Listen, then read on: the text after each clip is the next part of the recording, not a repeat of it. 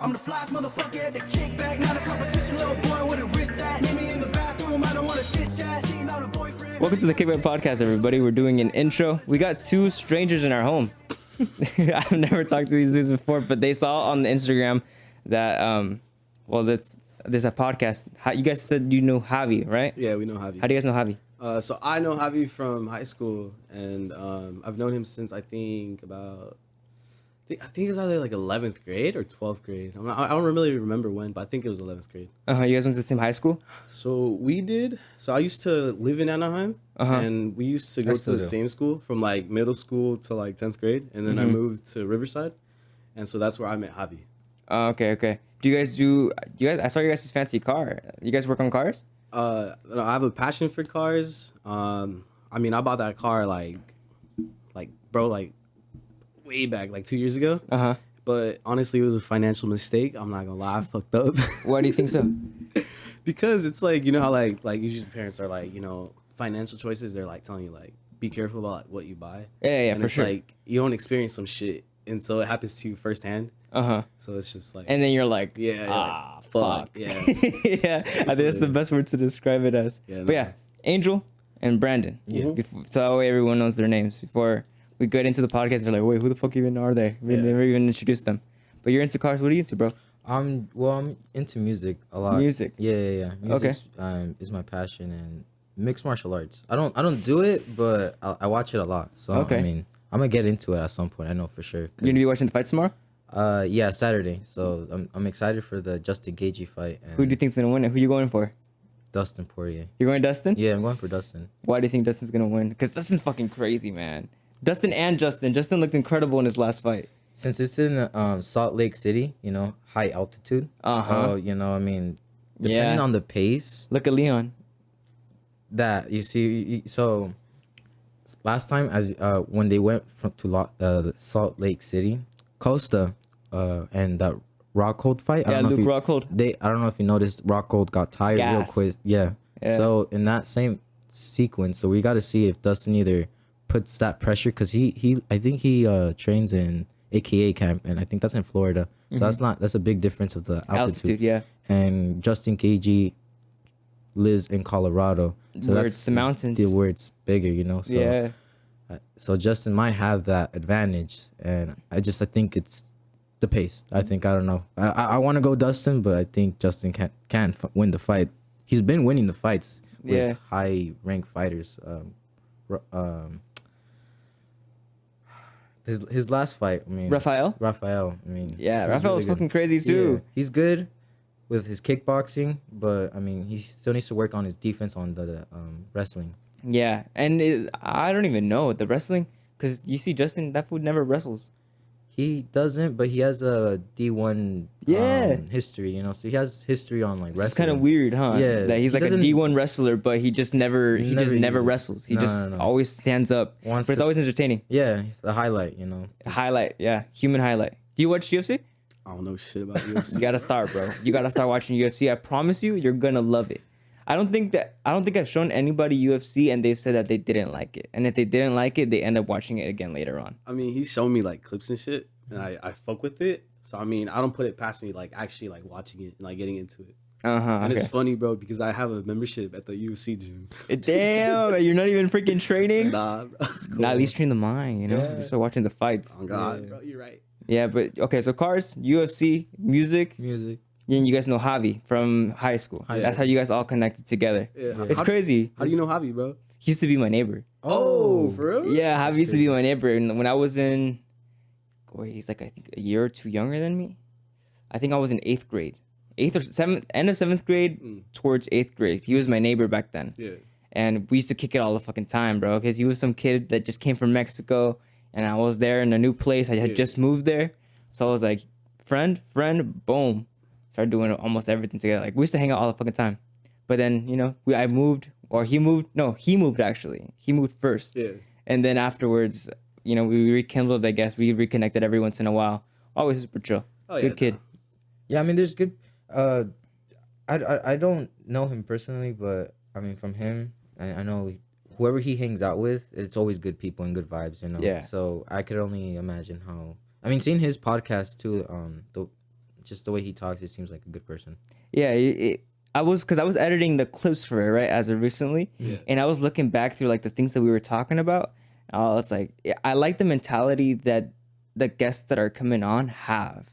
They've been always looking for something forward, you know, instead of, because I don't know, there's a lot of people our age, or I guess like from what 18 to like 26 ish, who don't really sit and like try to figure out exactly what they want to do with, I guess, their life in general. Yeah, exactly. So, and even if you don't have it figured out, at least you have like an idea of what there is to come. Something to shoot for. You know what I mean? What you want though. Huh? Like, it's something that you want. Like, you're gonna like have the drive for it. You're gonna be trying for it, bro. Yeah, you got to be determined for that goal. You know, so, and it's about having that goal first, because you know you can't just be walking around like a headless chicken. You know? No. Yeah, you have to have that confidence. And, And I believe faith. You know, because I mean, without belief, there wouldn't be much. Yeah. What about faith? Like, what does your guys' faith look like? I guess my faith is Christian or Adventist. So, and it doesn't even have to be like a certain religion. It's just like, what do you guys believe? Like, what do you? In God and in the devil. I mean, just them two. I mean, really evil and good. If there's evil, then there's good. And if yin yang. Yeah, I mean, life is. You have to balance life. You know. Yeah. Life is. There's always a counterbalance. Is what I've been noticing. My guy will go on a whole tangent about how he loves God, and then he'll also go on about like he's like the fucking devil's on me, bro. No, and it sounds like jokes, but when you start like try to puzzle it up and try to see it and connect it all together, you're like, oh shit, like this resonates, you know. When it comes to I guess quotes and then like biblical verses that you hear throughout the day, and then your past experiences is what speaks, and I guess that's what resonates. Yeah, it again, and only resonate if you truly understand or try to listen and learn from what they tell you. The word of God, yeah. Because like someone come fucking tell you about God, and you're like, yeah, whatever. Yeah. You know what I mean? Exactly. Bro, you know, so that's something that's always pissed me off. Is like I'm a Christian. Like I've grown up Christian my whole life. Yeah. And I've been in and out of churches, bro, and I've seen people in and out of churches, and it's like they'll be at church spewing like the most gospel thing ever, bro. And then, like, it's happened to me personally where, like, I've missed, like, days of church, bro. And it's like, they'll talk to me like, oh, we haven't seen you in a while. Like, you know, you lost your faith, like, blah, blah, blah. Oh, and I'm like, look, like, I may not go to church, bro, but, like, at least I have my morals and I know my connection with God. Like, a bunch of these people be fronting, bro. Like, it's almost hypocritical. Yeah, no, like, seriously, bro. And it's like, they're trying to teach me about God when it's like, these people are doing, like, the worst, like, outside of church, bro. Outside, they're over here still doing the same things that they're not supposed to be doing. And not just getting any better. It trips me out because it's like, how can you tell me if you're over here, like, doing stuff that you're not even supposed to be doing, or like talking on stuff that you shouldn't be talking about? Yeah, because it's just, there's a lot of like small things like in the Bible that says that you can't talk about, or like can't do. Yeah, exactly. There's stuff that we can't do as people, bro. Like we're not even allowed to cut our hair as Christians, bro, yet we're doing it. Really? I didn't know that, bro. I mean, like dying, you know, like, or it's like specific, like, or like tattoos. Yeah, you know, I guess, or I guess Hispanic as well. Pick and choose, bro. Yeah, it's just, I guess it's pick and choose, you know, wherever you come from. How they say, like, not to mess with the temple of God or something like that. Yeah, you know, by like not your vessel, your body is the vessel of God, so you're not supposed to like.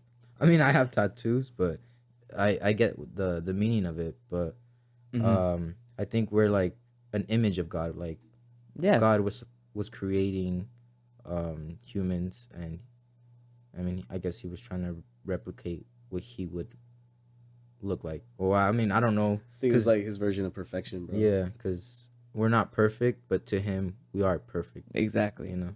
I'm glad that you said that. I just edited a podcast yesterday, the one that's coming out today, and we talked about that for a little bit. How it's like how we always strive for perfection, right? How we're always looking to be better every single day and get as close as possible to perfection. And for some people, it's such like a drain, you know, of like, oh, I can't, I'm not doing it enough. Yeah. So it's like it's kind of like a pressure. The limit, bro. I'm actually really happy you brought that shit up, right? Because this guy, like with our music, he will want like, oh, we need to do this still. We need to do this. He's not wrong. He's not wrong at all. Like he's right. We need to do like certain shit with our music. Like, oh, we need to add this vocal, or we can make my verse longer or shit like that. Yeah. And he's not wrong, bro. but we've been doing music for such a long time, and we haven't dropped music. Like literally, we just dropped a mixtape today, bro. 5 songs. Yeah. And he didn't even want to put that shit out because he was just like, we still need to add this. But it's like, bro, at what point are we gonna be like, let's just drop already, you know? Because I wanted to perfect it, you know, that perfection of. I mean, I want to be known as a perfectionist on my craft, you know. And that really shows when you really give it your all and try to make something the best that you can. Again, one thing that has been said, I think you guys know who Rick Rubin is? I don't, bro. You should look into Rick Rubin. He's one of the biggest producers in the world. He's a lot of songs that you guys have listened to. He produced, and you guys don't Most even likely, yeah, and we don't even know. Like 99 Problems by Jay-Z. Yeah. Rolling in the Deep by Adele. Okay. He brings out the best in the artist, and that's just by letting them simply create how they want to, you know? And it's leave your perfection to the side, because nobody knows what they want, you know? So you're going to be trying to make something for everybody, like, oh, they're not going to like it if this, they're going to want to listen to this. Oh, it's because they like Drake and Drake does this. Oh, Kanye does this, you know? So instead, one thing that he says, and I said it before, is try, instead of making something for yourself or for anybody else, make it for God. Like, all right, I wonder if God is gonna like this. Yeah, that's you know, true. Yeah, I'm happy, because it's like, I always think about it as, if you're happy with it, God's gonna be happy with it too. You know what I mean? Yeah. And vice versa. If God's happy with it, you're gonna be happy with it too. Bro, I have never heard of like that type of expression of like, if God's happy with it, I'm happy with it. Yeah. So, like, all your art, it's like a service to God. It's like, here, I'm gonna make this for you, you know, because I love you. Boom. And it always comes out so much better that way. I get where you're coming from. That's such a trip to think about, bro. Like you're doing a service for him, you know, like a gratitude, you know. Yeah, it comes from there, you know, from that sense of gratitude, passion, you know. Yeah. And it really shows. That's a freaking trip to me, bro, especially because it's like, I listen to like our music, bro, and it's like, even without like in that moment thinking about it, like, oh, God would love this or God would hate it, bro. It's like, just thinking back, like, what we have right now, it's like, I feel like it's true to us. So I feel like, since it's like an imperfect like song, it's like he would appreciate it. Yeah, it's like coming from the soul. It's not something that we're like trying to appeal to people. It's not something like mainstream, you know. And that goes with everything that you guys do, not even just with music. Like, is God really out here telling you, hey man, go to the club, get fucking crazy drunk? No, you know. No. I would really appreciate it if you guys got fucked up right now. You know. I honestly think those are my demons. I mean, exactly. And then I've been hearing that a lot lately, is that the devil will tell you something to try to, you know, pull you away from believing in God. And it's been coming up a lot more recently. Yeah. And I kind of take note of that. It's like, all right, if you're God's favorite, you're the devil's favorite. Yeah. Know? And not only that, the devil can't be everywhere. So, I mean, he keeps the most important ones like too close. And yeah, I do believe that. So, I mean, when it comes to like, because everyone has a guardian angel. For sure. And if you see like in those cartoons, you know, everyone has like that angel and like that little demon. Yeah, it's like, I would assume that's like in real life, because everyone has a little angel and everyone has their little demon that has to always watch them and do their sins and stuff like that. Yeah. I mean, that's your subconscious. It's just a conscious thing. Yeah. My dad's told me before many times. He's like, you always have to protect your subconscious. You know, if you think that something is wrong, there's something telling you, hey man, you shouldn't be doing that. I don't know. Exactly. You know, you have to listen to it. As much as it's gonna, I guess you're gonna sacrifice not feeling good at that moment. Yeah. You're gonna be feeling a lot better in the long term if you didn't go with that evil thought. You know what I mean? It's crazy because I never thought of myself thinking about religion in general. You know what I mean? But you start implementing into your life, and you're like, all right, if I'm gonna do good, it's gonna be doing good by God. You know what I'm saying? Yeah. So I'm not Christian, I'm not Muslim, I'm not anything. Yeah. It's just, if I'm doing good, it's because he's telling me to do good, be a good boy. You know what I mean? Yeah. So it's like, you take care of yourself, you go to the gym, you exercise. Again, protect that temple, make it strong, make it fortify your mind, always be learning something new. Exactly. You know? And you always implement something into your art, and that's how you express it. Very true, bro. And I think a big thing with us as like, you know, growing up, bro, like for everybody, I think like in that age group of like 18 to like, you know, 25, whatever it is, I feel like the reason why people are telling you like they feel like demons and like fucking angels are telling them to do certain shit, bro, is because like our whole lives growing up, we've been told yes, no, go do that, don't do that. Yeah. You know, we've always had someone guiding us, like a parent, or maybe we haven't had a parent, bro. And it's just, you know, there's some people that It's go that down mental certain health, life it's paths, depression bro. and all that stuff Yeah, too. yeah. It comes with all that. Like these demons is not just it's the anxiety and depression and loneliness. And mostly like filth. You know, like this. Yeah. Like that's what demons. Well, I mean, that's what you would attract more. You know, if you Yeah. live that lifestyle of like just gutter and just filth and all that, and horrible thoughts and just what makes you think you're not gonna like. Yeah, what you surround yourself with. Is what you know? what you feed your mind is what you're gonna also, Exactly. your soul. I've been listening to what's his name? I forgot his fucking name, but he said that one of the things that he's learned from many millionaires, the most like some of the richest people in the fucking world, is always protect your health. You know, Yeah. after that, the riches will come. Yeah. You know, Because at the end of the day, you can have all that money, but if you're a sick person, you're just a sick rich man. Yeah. You know, you're just a you sick can't even person. you can't even enjoy Yeah, what you nah, bro, got. that's true as No. fuck. You're dying in your private airplane, and all that money is like gonna. You're dying alone Like, you can't even enjoy that shit. and sad. You know, it's not worth it. There's Andrew Tate said his priorities in life were always himself, right? You have to take care of yourself, because if you can't take care of yourself, you can't take care of anybody else. Yeah. That's true. Right? So always prioritize yourself. It sounds selfish, but it's like you're not doing it exactly for yourself. You're doing it for the love of other people. I'm here to perform for you. Exactly. You know, whether it be your family, whether it be your the person you have a relationship with, Yeah. your relationship with God in general, you know? Always do good in yourself, and then everything else is going to come too. After that's going to be your family, your relationships, because you can't do it alone. Yeah, nah, bro. You can't live this life alone. See, and that's true as fuck, bro. Because I feel like for a large majority of like my teenage years, I like really, really, really tried pleasing everybody around Yeah. me, bro. Like relationships, friendships. I always felt like I had the need to like be there for someone. Mm-hmm. And it's like at some point, I think it was like maybe in December of like last year, I was just like, why the fuck do I keep doing this to myself? Like, I put myself in situations where I shouldn't be, and I'm like, what the fuck am I doing, bro? So I ended up being a little more selfish, and I feel like because of me being more selfish, bro, I've been a lot happier, Yeah, way happier. it's scary though. Like when you have to be kind of selfish and say no to some people or to some opportunities that come your way. Yeah. That you could think of them as like opportunities. Yeah. But then you realize you're like, oh no, I was way better off without that. I just had to say no. Exactly, bro. You know, and people will give you shit for sure.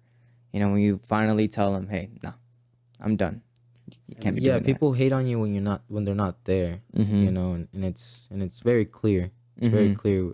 They make it very clear at the end. You know. that. Yeah. When they start hating at you when they're not there. And like, where's the love that you had for me? Yeah, where were you at It's when? never there, bro. Yeah. Exactly. It So It you was never there. It was never there to begin with. So you it know? might hurt you at the moment. It's what I've learned. It's like it might hurt you at the moment when they start kind of like showing their real side. Yeah.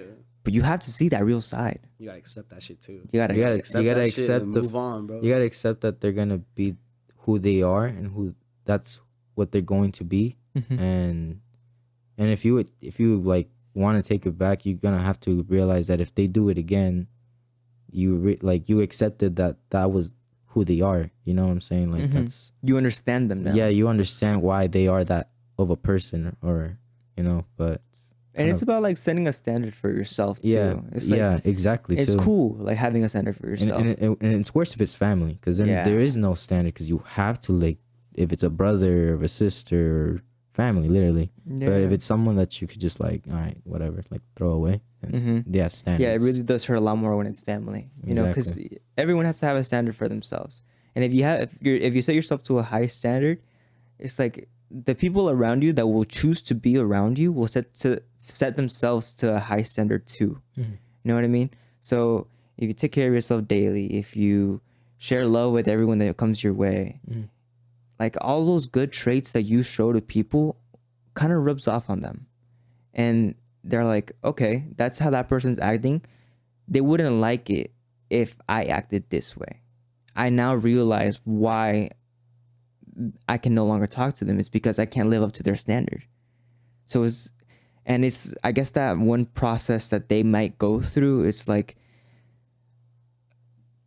because I can't live up to that standard, can either quit or try even harder.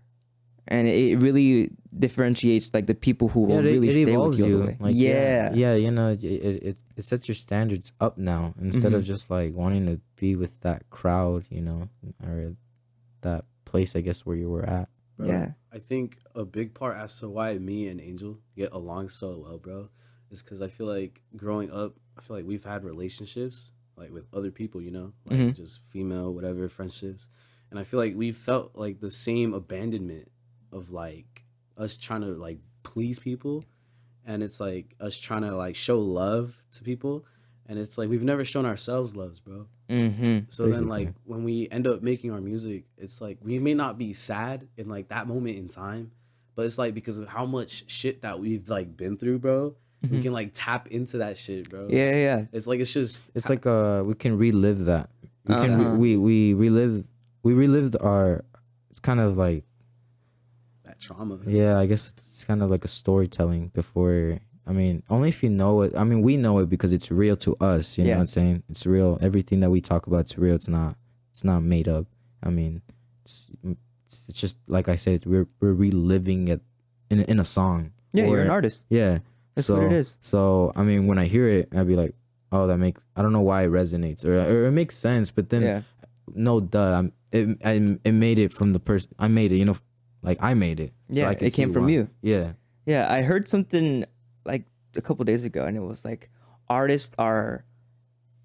artist is a hypersensitive person who has gathered all these observations and expresses it with everyone else, right? Yeah. So expresses it to the group. And I was like, yeah, that makes sense.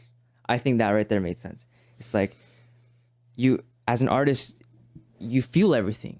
You know, you have that emotion in everything that you do. Yeah. You can look at a painting, you can hear a song, you can watch a movie, you can look at any different format of actors and everything. And you take that shit in, bro. And you feel it's it. like you're a sponge. You like take it in and you're like really noticing a bunch of shit, bro.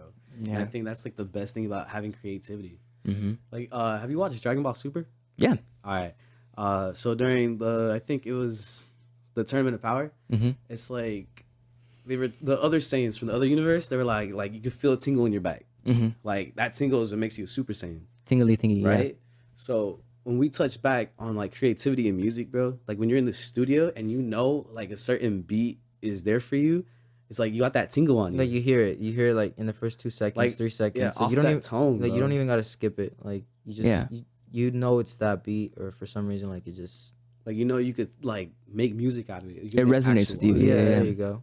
It's funny because like if you think about it, we'll go back to Dragon Ball Super, Dragon Ball Z in general. How is it that they level up? Near death, bro. Emotion. Yeah. In order for Gohan to turn into Super Saiyan 2, he had to feel something really his deep. Best friend die. Yeah. You know, he had to see his best friend die to yeah, and you see that shock. Yeah. You know, that trauma. Exactly. And he's like, no, I can't have that happen again. Exactly. So it kind of sends you to a different limit. Yeah. And it's that suffering. You know, you learn a lot through suffering. It's being sensitive and learning how to control those emotions. You have to go through suffering. You have to. You have to. That's what builds you. It's a canon event, bro. You gotta let that shit happen. Basically, you know. Yeah. So, when things happen like that, it's all planned by God, and it's all, you manifest your own destiny. Because if you don't start today, then your future won't start tomorrow. You know what I'm saying? So, do you think that everything happens for a reason? yeah. I strongly believe that, but I I do. also strongly believe that you gotta make shit happen too, though. It's like both, you know. It's like life and balance. You gotta make as much as you want it. You have to work for it too. You know. So you have to, if you're gonna say something, you also gotta back it up. Yeah, you know. Talk the talk, walk the walk. Bro, Yeah. okay, best way I could think about that shit is it's meant for you. If it's meant for you, God's gonna put the fucking tools in your hands to do that shit, bro. Put that thought in your head to do that shit. And it's up to you at that point to want the drive to do that shit or not. If it's meant for you, it's meant for you. And the date is not meant for you. The date it's not meant for you. It's not meant for you. Yeah, some of us have some, I guess, God-given abilities. You know, some talents, a form of art, a form of creation that Talent and hard work. you know? Yes, that we've developed through a lot of hard work, through many years of practice. Yeah. And I don't know, we live now in a society where it's like, that doesn't fucking matter anymore. you won't make it that way. You have to go work your ass off forever. Bro, on top of that, I feel like I hate this fact, bro, but it's true as fuck. A large portion of like having your, you know, like numbers as an artist or like random shit like that, just blowing up in general, that huge part of it is just fucking luck, bro. Really? I feel like if you don't have some sense of luck as you in a person, bro, it's like it won't go Like anywhere. the face tats or something, or like, I mean, if you're not like outgoing, like, I mean, back in 2018, I mean, you know, with the Little Pump and 6ix9ine, I mean, that was like a whole era of like stunts, you know, with like the whole Boom Gang. Do you remember that one? The fucking twins, the Island Boys. The Island that's what another example where I think he's trying to give, where like that's out of luck. And some people idolize these people. No, dead ass. And the things what they're doing now, I mean, it's their choice, but I mean, And now they're out here blatantly showing you that they're worshiping the devil. Like, I mean, you can take it as a joke. yeah, but you some know? people will take it like, oh man, like in general they'll take it like, because like I said, they idolize these people, so they Yeah. will literally take it as an, oh, okay, now I gotta go through this path. And Yeah. it may not be necessarily like, oh, like they're devil worshippers and shit like that, bro. I think it's just the fact that they were told like a year ago, you're gonna fall off if you don't, like, you know, take care of yourself, do Start some doing shit, something bro. like making a stunt, another stunt, because everything now it's like publicity. Yeah, Good attention, publicity is- distractions. Bro, good your 5 and seconds bad. of fame, bro, that shit can get wired down easily, bro. Yeah, you know, good publicity and bad publicity is good publicity at all. It's good at the end of the day. It's sad, huh? How it's like some people have to go towards that kind of darkish side to even get that spotlight. get the attention. You seen Yeah. they kissed each other? Huh? Did you see that they kissed each other? Who? The Island Boys, bro. They do that now. They do that now? Yeah. No, they put up a video. They were fucking kissing, bro. They were making out. They're brothers, bro. What? Yeah, but I mean that's their choice though. I mean, like if that's what gets the money, then, Bro, I kid you not. You See, know- and no, and that's the thing. Like, we'll use that excuse. They're just doing them. No. Nah, that's weird as fuck. Why are y'all doing that? They're You know what I brothers. mean? Blood, bro. It's like you're trying to defend a depression. Nah, bro, you can't defend that. You know? no, yeah, I get you. There's some people who will say like, "Oh, I feel depressed. I feel sad." Yeah. And it's like, well, try doing better. It's because you don't understand my depression. Yeah. You don't understand what I'm going through. It's like, dude, you're telling me that this thing makes you feel terrible, that it's made you even think about taking your own life. Yeah. Yet you're sitting here defending it. Why don't you change something about it? Exactly. You know what I'm saying? So same thing with them. Like, you're here telling me that you're not doing good in your careers anymore. You know what I'm saying? Yeah. Bro, your face fucking killed me. Like you didn't believe that, huh? What? Like, no, I didn't. if Like, what the fuck? Why are y'all If I macking on were each to other? tell you that 2 brothers are kissing each other, bro, Yeah. for TikTok views, you'd be like, They're just doing it for TikTok. They're just you're doing just fucking around, you know, you're You're- lying. But it's like, then you go and you see that shit, you're like, what the fuck, bro? Yeah, and with the whole Adam 22 thing, you know what I mean? Like, Yeah, like you're telling now you're out here sending a message that if you don't allow somebody to come and fuck your wife, that you're a bitch. No, yeah, no. Should it be the opposite, bro? I don't.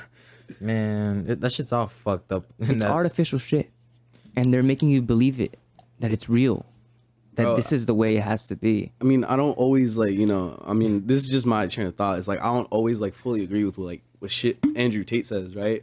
But I feel like, bro, last year was popping off for a reason. Like, bro knew something we didn't, obviously, bro. Like, It's the opposite of- it's contradicting. He was trying to be like, you know, if you're a man, be a man, you know, respect yourself, respect your woman type Yeah. shit. And so now it's like all this Adam 22 shit, bro, Island shit's like, bro, Like he's over here telling you to do better in yourself, and Exactly, feel better bro. yourself, and do better for everyone else. Yeah. Yet you're gonna listen to the dude who just recorded his wife getting fucked by another dude.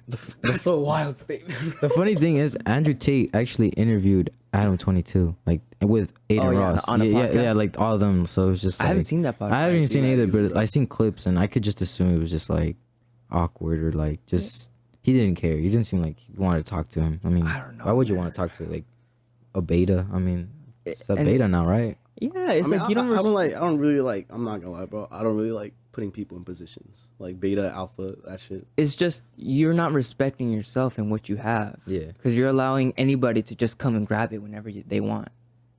You know It's what like I'm saying? opening a door, bro. It's Yeah. opening Basically a huge what it door. is. It's like, okay, we allowed this to happen once. Like, oh, hey, like if I slide you so and so much money, like, can you let it happen? You know, it's like, then where's the respect? Yeah. Like, you have a platform, bro. You have a platform to make money on. Like you're telling me that the only way that you can get attention is by doing this shit? Exactly that. Like that's what I'm saying, bro. You got a way to make money, yet you want to let other people, you know, It's go like into your wife, bro. No disrespect to any OnlyFans girls Yeah. or anything, but it's like you're telling me the only way that you can make money is by doing exactly what these other girls are doing, and you have to remember that. I think there was a one point when they were asking like, "Oh, would you date an OnlyFans model?" Oh, there was a point, yeah. And then if you said nah, then you're insecure or something. yeah, you're some insecure Bro, you because know what though? Call me crazy. Uh-huh. I actually respect the OnlyFans women, bro. Really? Bro, one reason only though. Mhm. I'm not gonna lie. I'm a lazy piece of shit, bro. I'm a lazy piece of shit. Yeah, and that's where they get all their money if I had from. the chance, bro, to make 10 bands a month off of just sitting in front of a camera, bro, Oh, I see. I would honestly, I would do that shit. I Yeah. see. That's just me being honest, so bro. if you were a girl, you know what I'm saying? Like if Like they got an easy path, so fucking be it. But remember bro. what we had just talked about. What's necessary in your life? That's self-respect, suffering. bro. That's yeah, suffering. you need to suffer. That's what exactly. builds you. Yeah. You know, same thing with like we can go into like the drop shipping guys or Yeah. like the e-commerce dudes, right? Yeah. Who just all right, they got one stock, they sold it, they got a lot of money off of it. Now they're just fucking balling. 200 in 3 hours. They made like some. Angel, remember I told you some of this shit isn't long term, bro? Yeah. Mm-mm. Like I tell him all the time because he'd be like, bro, like we need to blow up, like we need. Because at the end of the day, you have all the money in the world. No, bro, but the thing is, like, it's like all that shit, bro. OnlyFans, fucking drop shipping. If your Wi-Fi goes down, bro, the network goes down. Any type of shit at any time, bro. Anything having to do with Wi-Fi, bro, it's fucking cooked. You're done. Yeah, like that's true. You lose all your money. It's that- you, that you have shit's no done more for, money, bro. and That's what are you true. left with? Not even yourself, because who are you? yeah, You know what I It's mean? like- You've never taken the time to really work for yourself. exactly. You know, bro. find out who you are. You just got some money by showing your ass online. Exactly. You know what I mean? that shit won't last forever either, bro. Won't a lot of last these forever people either. don't use their brains to make it you're last. not. Your youth is not forever as well. Mhm. So I mean, and your beauty, and if some accident happens, or you get like beat up. I mean, no plan B, bro. There's no. Or yeah, or you get pregnant or something. I mean, I don't think there's like. I don't know. I mean, like beauty's not forever. So I mean, for that, like what you said, it's not. Or what we all said, it's not gonna be forever. That's. I feel like it's like a fast food.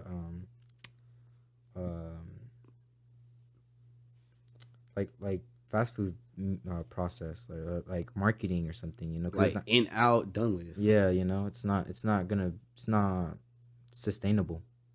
I just heard a quote. I think it was something, I don't remember it entirely, but it was like it was from Napoleon, right? And he said that how like you have to keep going in order to stay, at that spot that you're at. Yeah. Because if you stop trying, or if you stop living up to your own standard, or you stop giving it your all the glory that you think that you had will leave you like this. You won't even see it fucking coming. All of a sudden, you're getting invaded by everywhere. And who are you? You can't even defend yourself at this fucking point because you have nothing to defend yourself with, So I think about it like, if I were to be left without a house, if I were to be left without any money, I lose my car, I lose everything. Yeah. What am I going to be left with?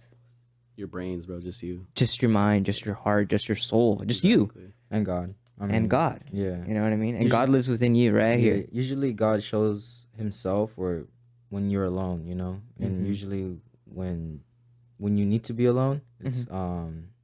it's when people find God, like Matthew, Jacob, when God showed himself, I guess up in the mountains, Mm-hmm. he that person was alone. I mean, he wasn't with anyone else, And when Virgin Mary was told that she was gonna have the baby, she wasn't told in a crowd or in a party, or like just Yeah. she was told in her room alone. Or so I think everything spiritually happens when you're alone. When you're working in the dark, when nobody else is looking at you, when you're not looking for attention. Yeah. You're just simply putting in that hard work. Even the Bible, bro, when it tells you like when you go pray, you're supposed to do that shit alone. You're supposed to be it says, I mean, you know, anyone can correct me if I'm wrong, bro, but I'm pretty sure it says you're supposed to get into like an empty room. I remember like reading it, and it was just like you're supposed to like be in an empty room alone and be able to have a connection with God. Yeah. So it's like when people tell you like a relationship. go to church, bro, it's like you don't always need to. I mean, I respect and love church, bro. I love God, you know. I'm not trying to like jinx myself with nothing, bro. But it's like there's certain people again, bro, that be like, why haven't you gone to church? This, and that. It's like you don't need to.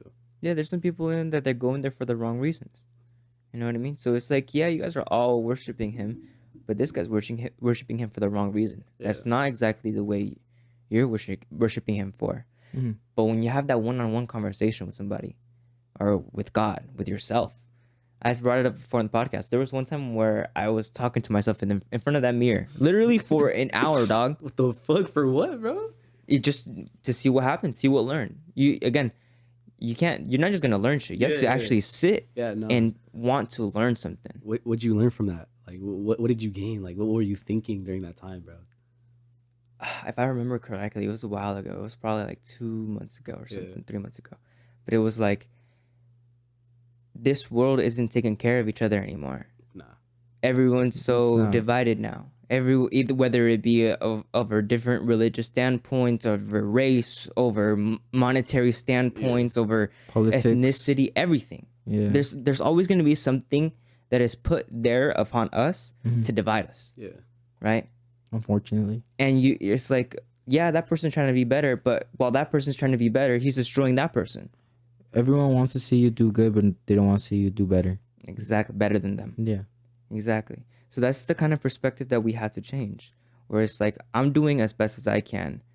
So that way, the people around me start doing the best that they can too. Yeah. And I think that's the only way that everything in this fucking world is going to change. I don't think it will change, bro. This whole change has been, it's been like a slow, like. It's going to get worse. It's going to get worse. Instant, bro. But this growth has been like a long time planning, I feel like, bro. Yeah. No, it has to get worse, you know, because God has to come at some point. You know what I mean? Like the end of the world, like, you know, people pray about it or say it since 2012, you know, the movies and shit like that. I don't even think like as a religious standpoint. No, but honestly, the world has to decay. It's just, the world doesn't grow as in, Mother Nature grows, you know. It's not going to be perfect all the time. No, but the world has to decay. Like it's within yourself. You have to hit that rock bottom, how they said. Mike Tyson, you have to hit that rock bottom. Dude. You have to fucking do it. If there's life, there's death, you know, and that's with an existence, you know. If there's creation, there's destruction. You know? I'm not saying the world is going to change. Yeah. It's just the people that have actually made that change within themselves are going to be the ones. That's going to be how God. That's how I think. Yeah. How God is going to present Himself with everybody. Yeah, exactly. Because how we were just talking about it, all these other people, it's by yourself. They say that they have these things. They say that they feel amazing and that they're doing better than you and that you're wrong and that this and that, right? Yeah. But at the end of the day, they haven't taken the time to actually know who they are. Bro, you know, the way that I've seen this shit, bro, is because I feel like I've seen this shit like first person point of view my whole life. It's been a whole domino effect. Like when I tell you this shit's been like a long time coming, bro. Yeah, what did you mean by that? So it's like, think about it this way, bro. Like back in high school, I think it was like when I first moved over to Riverside, like I think just joking around, my history teacher was like, how much time do you think like the earth has? Because she's like always known that I've like gotten into like some deep shit with her. And this guy knows some shit. I told her, I was like, yo, like I give it like 6 years max before we start like heading into like some different turmoil type shit. I'm like 4 years maybe. And then fucking COVID hit like right after, bro. But when I say like it's been like a long time coming, bro, think about it this way. Okay. So we're Hispanic, right? We have Mexican parents, or whatever religion, you know, whatever country they're from, right? So we have immigrant parents that come in and, you know, fucking they find a way to make money, right? So growing up, it's like your parents had the chance to like, you know, do shit with you to like, you know, made you have a better life. And it's like I've seen this shit like firsthand. Like a bunch of like Hispanics will throw their money at like alcohol, partying, and like shit vices, like that, bro. Because, like, again, they're dealing with their own trauma. Like, we only know them, like, surface level, bro.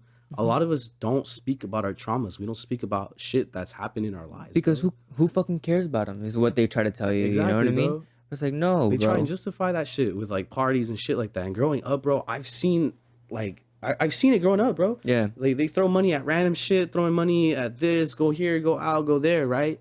And it's like, okay, as the younger generation's gotten older, we've seen that shit, and we're like, nah.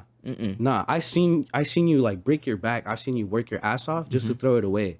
So now the way that I see it, bro, is a lot of people our age, they're seeing that shit, and I feel like a big part in this type of shit that made a society change is YouTube, bro. Because it's like, again, it's like you haven't gone through shit to explain how you got, like, a lot of people talk about the money they have, but they don't talk about how they saved it. And I don't even think it's YouTube. I think it really is just money. Money is what changed a lot of fucking people. I don't think it's the money, bro. Because Media? YouTube, huh? The media? The media, 'Cause maybe the media influence? changes. Influence, yeah. Yeah, No, you it's know? like, bro, this is the type of shit that pisses me off. It's like a YouTuber will pop out like, oh, I just bought like a fucking car right now, so and so, like 3 other cars, right? But the thing is, that type of media is what makes kids my age that are growing up think like That's the lifestyle. That is the lifestyle. You see, yeah. And again, it's what are they reaching for? How do they get all the things that Exactly, they like? bro. They don't that show money. what's going on in the background, bro. Exactly. They can be doing some scammy shit. Exactly. You know what I'm pyramid saying? scheme, or I don't know, selling Yeah. souls or something. Like when I was growing up with YouTube, dude, YouTube was fucking beautiful. It Yeah, was no, hell yeah. people that are really interested in whatever they're doing, and they're just they're artists. Honestly, it was just a lot of Yeah, different it artists. was a lot of passion. You can see the passion in As it. stupid as some of them may have been, Yeah. making some stupid I content. feel like the Vanos, like, I mean, for Yeah. me, it was just like my time was Vanos and maybe like, I don't know, some like the Minecraft era, you know. But that's how I learned everything. That's how I learned how to do these talents. If it wasn't for YouTube, I wouldn't have known how to draw. I wouldn't have known how to do a podcast. That- I wouldn't have known how to talk to people. or do a lot of It's a double-bleded sword. it's a bro, 'cause you can it's a learn blessing and a lot curse. off of YouTube, Yeah, bro. the media is a blessing and a curse because you can use it and it can kill you. It can And destroy you. It's always what you're inputting into your brain. Exactly. You know, you can Yeah. go on YouTube and look at some stupid shit and just have all that all day long. You go on TikTok and you have no control of what you're about to watch. Yeah. You're just like this.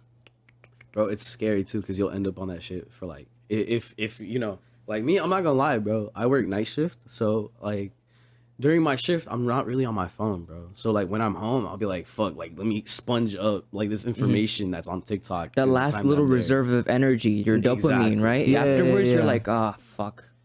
I You're just like, wasted I all this could've time. I done feel some like other shit. shit, yeah. I learned nothing. I just wasted time. I wasted life, and your body knows it. That's why it's making you feel like shit. Don't be a sheep. Yeah. TikTok is one of those things that I have like decreased by a lot. It's Yeah. social media. Like just the other day, I woke up and I went straight to Twitter. Oh, bro, you should have been hopped on that train. Trust me, like I've been on TikTok a fuck ton less. Like, I'm pretty sure like if I showed you like my phone, like, you know how it shows you like screen time? My Twitter is like all the way up there. Yeah, and Is Twitter I thought it better? was like that too. I thought it was good, right? Yeah. But my Twitter feed is might be a lot different than yours. Yeah. Mine is a whole bunch of like what's happening in the world, a whole bunch of ugly stuff. You know, Yeah. I'm always surrounded by this chaos on Twitter. Yeah. You know, all these problems. And I'm like, I'm waking up and I'm giving time to start my day to this negative energy. Oof. Imagine how the rest of my fucking day is gonna go, bro. And I Bro. noticed that my entire day after that, I was fucked. I didn't want to do shit. I felt unmotivated. Bro, it's like, but again though, it's like, again, like you said, our feeds are different, right? So you gotta start looking at life a little more different. It's like, again, being back to being selfish, bro. Like if you see the headline like right off the rip being like some really bad stuff, say someone jumped off a bridge or some other shit, bro. Like, just scroll past it. Get the fuck off the phone, bro. Yeah. It's like at some point you gotta start realizing like I don't need this shit. Like, just toss that shit to the side. It's like you have to be selfish, but in a way where it's, again, how nobody else is taking notice of it. Yeah. So instead of waking up and going straight to your phone for like TikTok or like another social media platform and feeding all of your energy to somebody who is just gonna absorb it all, and you're gonna be left with fucking nothing. Like, no, use that fucking energy in the morning. As it's gonna suck getting out of bed for sure, hell you yeah, wanna no, bro. you wanna Fucking stay in your sucks. bed. But if you get up, right, you go and brush your teeth, you go out for a walk, you work out a little bit, you take a shower, you do everything you need to do just in that little time span. Yeah. Bro, the rest of your day is fucking set. You're ready to go. You know? That's true. Like here I am at the podcast. You know, my day started off with, all right, well, last night I finished my day by, all right, I'm gonna empty out these SD cards, I'm gonna put them on my computer, be ready for tomorrow. Yeah. I went to sleep. I woke up today. I was literally, I was about to open Twitter, and I was like, no, I can't do that. Exactly. I'm about Shit to like fuck that. myself up. Shit like that. It's I that see, control. I see. And that's 'Cause- something I try and tell Angel, bro. I'm like, cause like, you know, bad habits, we all have bad habits, right? But it's like trying to protect your brain. I tell him, I'm like, if you feel like you want to do something, you gotta start rewiring your brain, bro. You gotta tell yourself like, no, Yeah. like you gotta get away from that shit. Deprogram yourself. For sure. Yeah, I get you. You know what I mean? Because you have, dude, there's so many other influences now where it's like they're programming you with whatever the fuck they want. You know what I mean? So it's the literal sense of the Matrix. Honestly, it really is Red that. pill, blue pill. Yeah, it's a big pill to swallow. Are you going to be ready for it? It's hard. It's a hard pill to swallow. It's a very hard pill to swallow. You know? And a lot of people aren't ready for it. So that's why they stay in this nice little comfortable bed where they don't have to worry about it. But But they then, could be on TikTok. yeah. And Where you then can just keep looking at they random shit. they justify it, but at the end of the day, they're still feeling like shit. You know what I mean? And that's what separates the people who actually fucking want it and the people who will stay there forever and But- complain about the fact that you got it. With that shit, bro, that double-edged sword again, bro. I'm happy that there's people like that, Mhm. because then that's when, you know, we're like talking about our depression, our sadness, our anxiety, like putting this shit on a track. You know, again, we're not gonna be sad at that time, like in the studio. You know, Yeah. It's not always like that, but it's like as long as we're putting what we feel onto the track, bro, and say we put that shit on TikTok, Instagram Reels, fucking YouTube Reels, and someone who's home and someone who is being sad and not motivated, they hear that shit. They're like, fuck, you know, I like these guys. Maybe I could become a fan of them. Mm-hmm. So then, like, it feeds into us. It's just someone. It just so when people feel alone, you know, you're not alone. You know what I mean? So it just kind of helps you know that when people have that depression or that anxiety of going out, or because it's not always a like, man, I'm depressed, I don't want to get up, like, or like some people are just can't talk, or they just have anxiety. They rather just order Uber Eats because it would come to the door than just go. And it's about Order getting it. out of that comfort zone. Yeah, know you what I get me? mean? Yeah, and they don't want to get out their comfort zone, or it's hard, or it's a medical issue or something, you know? It's always an issue. Or and when it comes to those cases, I don't know, I mean, some people are they're not, you can't help them. Yeah, because they don't want to be helped. They're not helping themselves. No, yeah, some It's so sad because it's like, dude, there's so much love for you there. yeah. You know what I mean? And, When and I it wish comes you to realized when it that. comes to suicide, Yeah. you know, some people can be saved, and some people are doomed. I mean, they're miserable. Like as much as you can save them, that 3 years of misery that they were living could have saved them. Like of them wanting to kill them, that 3 years of them, you know, it's just because they were gonna do it anyways. They just wasted 3 years of it. Yeah. You get what I'm saying? It's another hard pill to swallow. Yeah. You know? But Some people are like popcorn. With the right amount of pressure, you either pop or you don't pop. You Or you know, just stay a you just fucking stay. You stay. Yeah, Or with that pressure, you turn into a diamond, bro. yeah. Because coal, literally, coal is diamonds with pressure. You know, it's just, I don't. May not be shit right now. Yeah, May not but be shit right now, but maybe, you know, a with, couple years. with the couple right, with days, the amount couple of months. pressure, you become a diamond. yeah, and you have to listen, it's gonna be a lot of pressure. You know, you have to be as hard as it gets, you have to learn how to handle it. You know, Yeah. and just all right. Or balance it, because life is about balancing with the Yeah. good and bad, and then you gotta accept the good and because there's gonna be bad days and good days, so you accept the bad days, because when the bad days end, there's gonna be those good days, and you enjoy Yeah. those good days but more, you know, because for us, You're gonna be able to cherish those good days a lot more. exactly, you know, Yeah. From the suffering. exactly, suffering, exactly, you have to suffer. At the end of the day, if you don't suffer, then there is no growth, you have to hit rock bottom. Yeah, you have to become you. You know, you have to see the darkest sides of you. You also got to see the light, and you have to see the darkest sides of you in order to see the light. brightest sides of you. Yeah, the dark Yeah. is in the light, you know, because the tunnel, the tunnel is through the light, you know. So, What do you mean? because you got to go through the tunnel, which is all dark, and in Like at the the dark end, forest. yeah, at the end there is a light. Mm-hmm. You have to go through the darkness so you can see the light.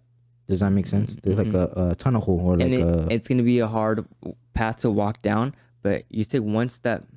one step at a time, one day at a time, you know. Yeah, another step, another step, another step, another step. Baby steps, bro. And even Yeah. if you fall, at least fall forward, because then that's you didn't fall backwards. You know, you're not falling back to whatever. And if you fall forward, you can still catch yourself. Yeah, You know what I that mean? too, exactly. And you're still going a little bit forward, but you're falling forward. You're not falling backwards. Yeah, that's a good one. You That's a good understand? way to put it. I get what you're saying. And depression, it is one of those highest things, and it's like it's almost being sold to people. It's like this is what you should be feeling now. Bro, Yeah, it's a you terrible get feeling, told bro. you get told how to feel and what not to feel, and how you should be knowing how to control those emotions. Because strong people are like the most powerful people are the ones that know how to control the emotions, know how to move a country, know how to move a team, know how to be a leader. You know, it's Yeah. the ones that know how to. Okay, that just happened, but we have to continue. Like they have their emotions in check. You know, it's just. He may not bring this shit up, bro, but I'm fucking proud of him. I'm so fucking proud of him, bro. Like he's talking about all this shit about like moving forward and being strong minded, bro. He won't bring that shit up. But I will, because I'm fucking proud of him, bro. Bro's a straight up like just he was like a straight up addict. I mean, I am a drug addict for what I am, for what it is right now. But I want to be an example, because at the end of the day, there's people that are going through it, and that you can get out of it. I mean, either in mixed martial arts or in music. That's what that's Dude, that suffering, that How many training. months sober have you been, bro? 5 months, you know, off of like Percocets, off of pills and fentanyl. So it's just Yeah, like bro. people. I've known people that died. I know people that are still doing it. Yeah. and don't want to talk to me just because I just wanted to change my life, you know, or wanted something better, or Yeah, like why are you trying to give me shit for trying to make myself better, for and feeling better? and that's what it comes with. People hate on you when they're not there, or when they're not there anymore, and they Yeah. made it clear. You know, it's just Yeah, when you guys were talking about that shit right now, it's like yesterday. He was like 2 days ago. He's telling me like all these plugs used to hit me up, like, you know, like, do you want so and so? Do you want, you know, I can go right now type shit. yeah. And it's like now that he's like not replying, none of that shit, bro. No, like one. nobody's like, my shit's dry as fuck, bro. So it kind of shows who's really Like, you're there. just a product. You're just a customer, someone to sell to. no, like, 'cause you're not even a customer to. They don't even look at you like that no more. Because once, like, you imagine, like, right now, you look good, you look physically good, you know. But once you start going to that person for 4 months, you slowly decay yourself. You know, they see you like having like all this. You start getting skinnier or something. You know, they see you like decaying. And they're still giving it to you regardless. No, either if you have They're getting money, paid on it at the end of the day. you know, they don't look at you human no more, but they look at you as a fiend. They look at That's you a as different paycheck. as you know what I'm saying, as I a know he's product. gonna buy. Like, I know he's gonna come up. Yeah, I know he's gonna come. You know, like and you he's can implement that into like the how we were talking about, like celebrities and the influences. They don't give a fuck if you're feeling better, or if you're feeling. hell no. You And it know? comes with As long as they're getting fucking paid and they're getting those numbers, the the music, matrix. the You see Doja Cat? tours. Yeah. You see how she acts about her fans, bro? That's fucked up. She knows she's still gonna get paid. Yeah. But she like to like fucking hate on your fans like that, bro. Who? Doja Cat. Oh yeah. I heard. The shit yeah. she's been on. Yeah, and she was losing a lot of fans, dude. Yeah. Yeah, because it's like she thinks she's all that or something, right? Like She just didn't give a fuck. I I think don't I know, think it man. comes with a sense of entitlement. It's when that ego starts kicking in. God complex, maybe. You know, you just where you weren't at, and now where you were at, and how people treat you, and idolize you. Yeah, I think it's a God complex, probably. To be honest, It's wild to me, bro, because the main reason why she's acting like that is because her fan base was attacking her boyfriend. You know what her boyfriend did? Grooming kids, bro. He was grooming like 13, 14-year-olds. So it's like when people are like telling you like, what the fuck's wrong with you? You're dating someone that's fucking weird, bro. Yeah. And then she's over here defending him. And on You're top of defending the that- depression. Exactly. You're bro. defending and you see that a lot. They're defending the enemy. Yeah, You know? you're just seeing that a lot. Like even taken into like the government, there's bills that protect pedophiles. Oh yeah, definitely. A Like, bill just got passed, I think, in California that protects people who do child sex trafficking some shit like that. in California. That's what I heard. Fuck. That's what I Like heard. how are you allowing this shit? And have you guys seen that Powerful movie, The people. Sound of Freedom? Yeah. Not yet, bro. I saw it the other day. You were able to see it? I saw it on my phone. Some website I found online. Yeah. I've seen like theaters are like They're shutting in- that shit down. Yeah, because they don't. It's They're It's so shutting s- it down. yeah. But they'll say some shit like, "Oh, our air conditioning isn't working. Oh, the projector went out, so unfortunately, you guys are not going to be able Or to fucking see the it." fire alarm will go off, bro. Yeah, bro. And they'll be like, you guys can watch the movie if you want, but just know there's gonna be noise. Like, it's like that. Wow, dude, that's And you're living in America, the most free place in the entire world. that's kind of disturbing. You know? I mean, but there's like worse things still happening. Like that's just the surface of what like. Like, if this is what they're covering up, like what makes you, bro? $162 billion yearly is what they get from child sex trafficking.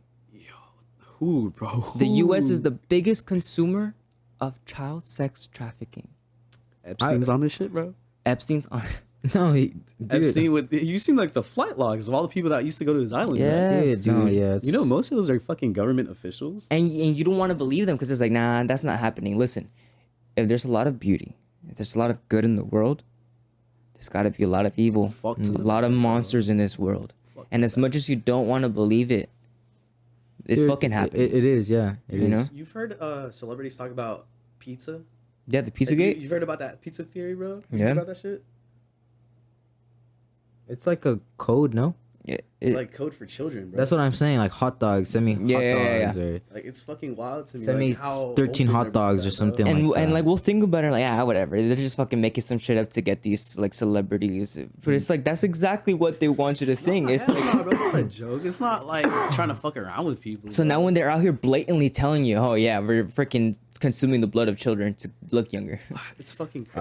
I do think that's like true, like sacrifice like babies or stuff like that. 'Cause, Yeah, like, bro, and the these are more- babies. 'cause if you're a virgin, you're pure, and that's even better. You know what I mean? For like for Satan, because satanic and Satanism is two different things. And You know John Legend, Yeah, the singer, right? yeah. I think it was like last week. Him and his wife were singing. I'm not sure if it was his wife or some relative close to John Legend, but as the camera was passing by, bro, some girl, I'm pretty sure it was John Legend's wife, bro. She put up the Baphomet sign. She looked at the camera. She went like literally just straight up putting up the Baphomet sign, you know, on some satanic shit. Put that shit up as the camera was passing by. Looks at John Legend, and John Legend looked at her like, "What the fuck?" Yeah. And then she was just looking at the camera. She went, "My bad." like how you said, there are good people and there's monsters, and then that's what will bring you to that darkness, into where I mean Satan is, you know, where he will offer you back maybe like glory, life, or Something that you lost. yeah, something that you would want, or he can offer you, you know, because I don't know. I mean, at the end of the day, it's a game. It's a game of life. Yeah. You know, and when you start playing with love, that's something you don't fuck. You start playing with the name of God. That's something you don't can play with. I was watching this video, and they had this like satanic ritual parade in Brazil. Have you guys seen that? Bro, I know exactly what you're talking about. Continue, bro. And the next day, flooded all of it. You seen that shit? No, wait, what are we talking about? In Brazil, bro, there's like a parade where they do like Satanism, right? It's a Okay. parade for like Satanists. Yeah, I know. It probably happens in Brazil. Brazil seems like a type of place where that shit happens. Yeah. And like bro said, that shit got flooded out. What do you mean flooded out? Like, Bro, there was rain. Bro, flooded up. oh shit! Like, oh shit! Yeah, like a wave came in and fucking flooded with water, bro. yeah. After the parade or during the parade? The next day after the parade. Dude. And you take it into a more like I wouldn't say like biblical sense, but you connect the dots a little bit, and it or like events, you know. Yeah. Like, yeah, it's like a big wash. And I Well- think that same month, bro, the hand of God and Jesus was struck by lightning. Oh, I think I heard about that too. Yeah. That's insane, you know.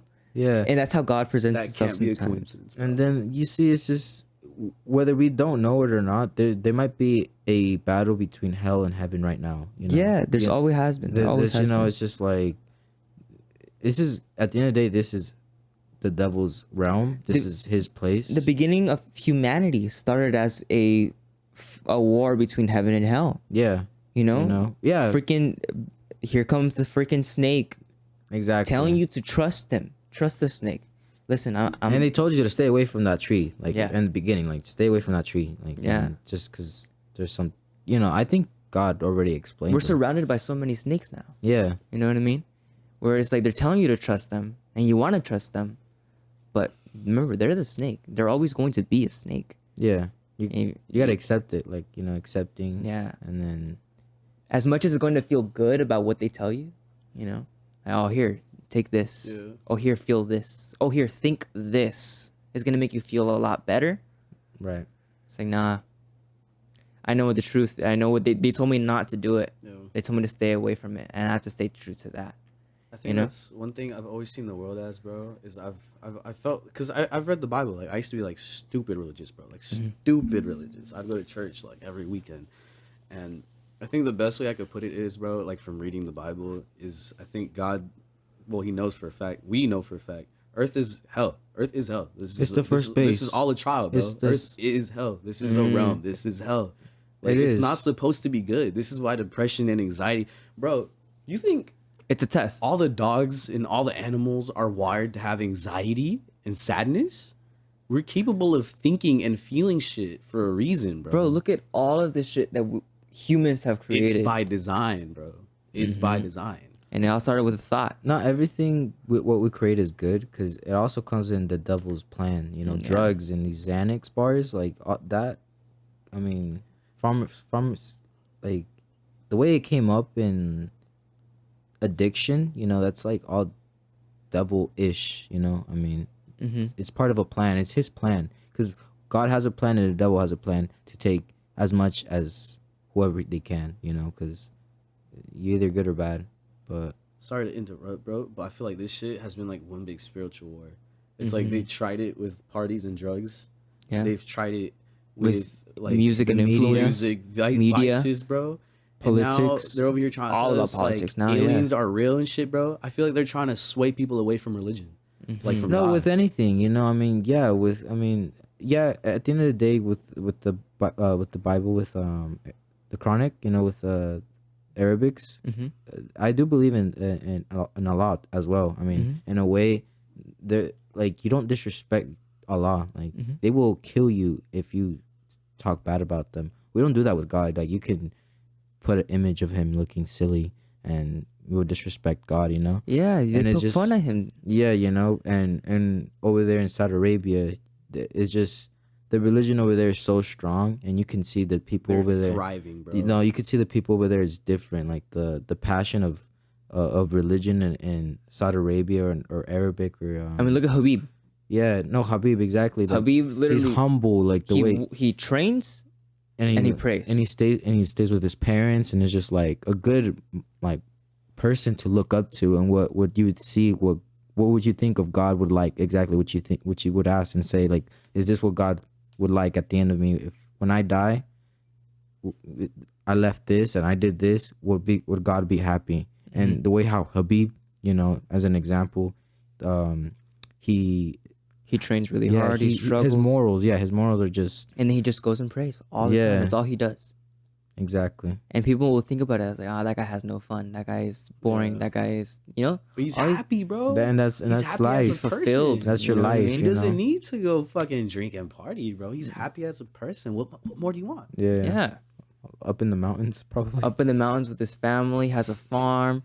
He has his business that he is able to grow crops for people that can't, you know. Yeah, definitely, bro. Give back. He does give back a lot. A lot, you know. Yeah, I've heard of that. And even the training, the mentality that he gives to his team. Oh yeah, after his fights, I think he even does like donations. You know, like when he was fighting, when he fought Dustin Poirier, I remember he was like, "All right, we're trading shirts," and they were gonna trade donations or something like that. So it's just like you can tell like off the bat that he's just a good person.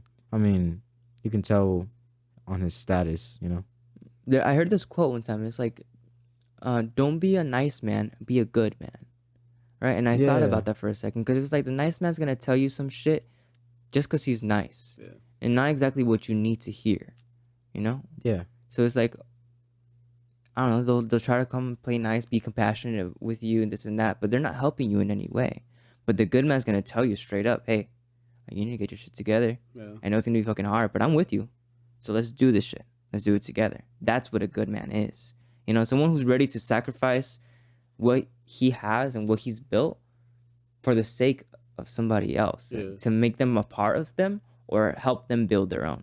I think that's how I think of it, bro. I was trying to help Angel for the longest time, bro, but he was kicking it with people that he shouldn't have been kicking it with. Basically, like for the fattest minute, bro, for that I think it was like we only barely started getting like a lot closer.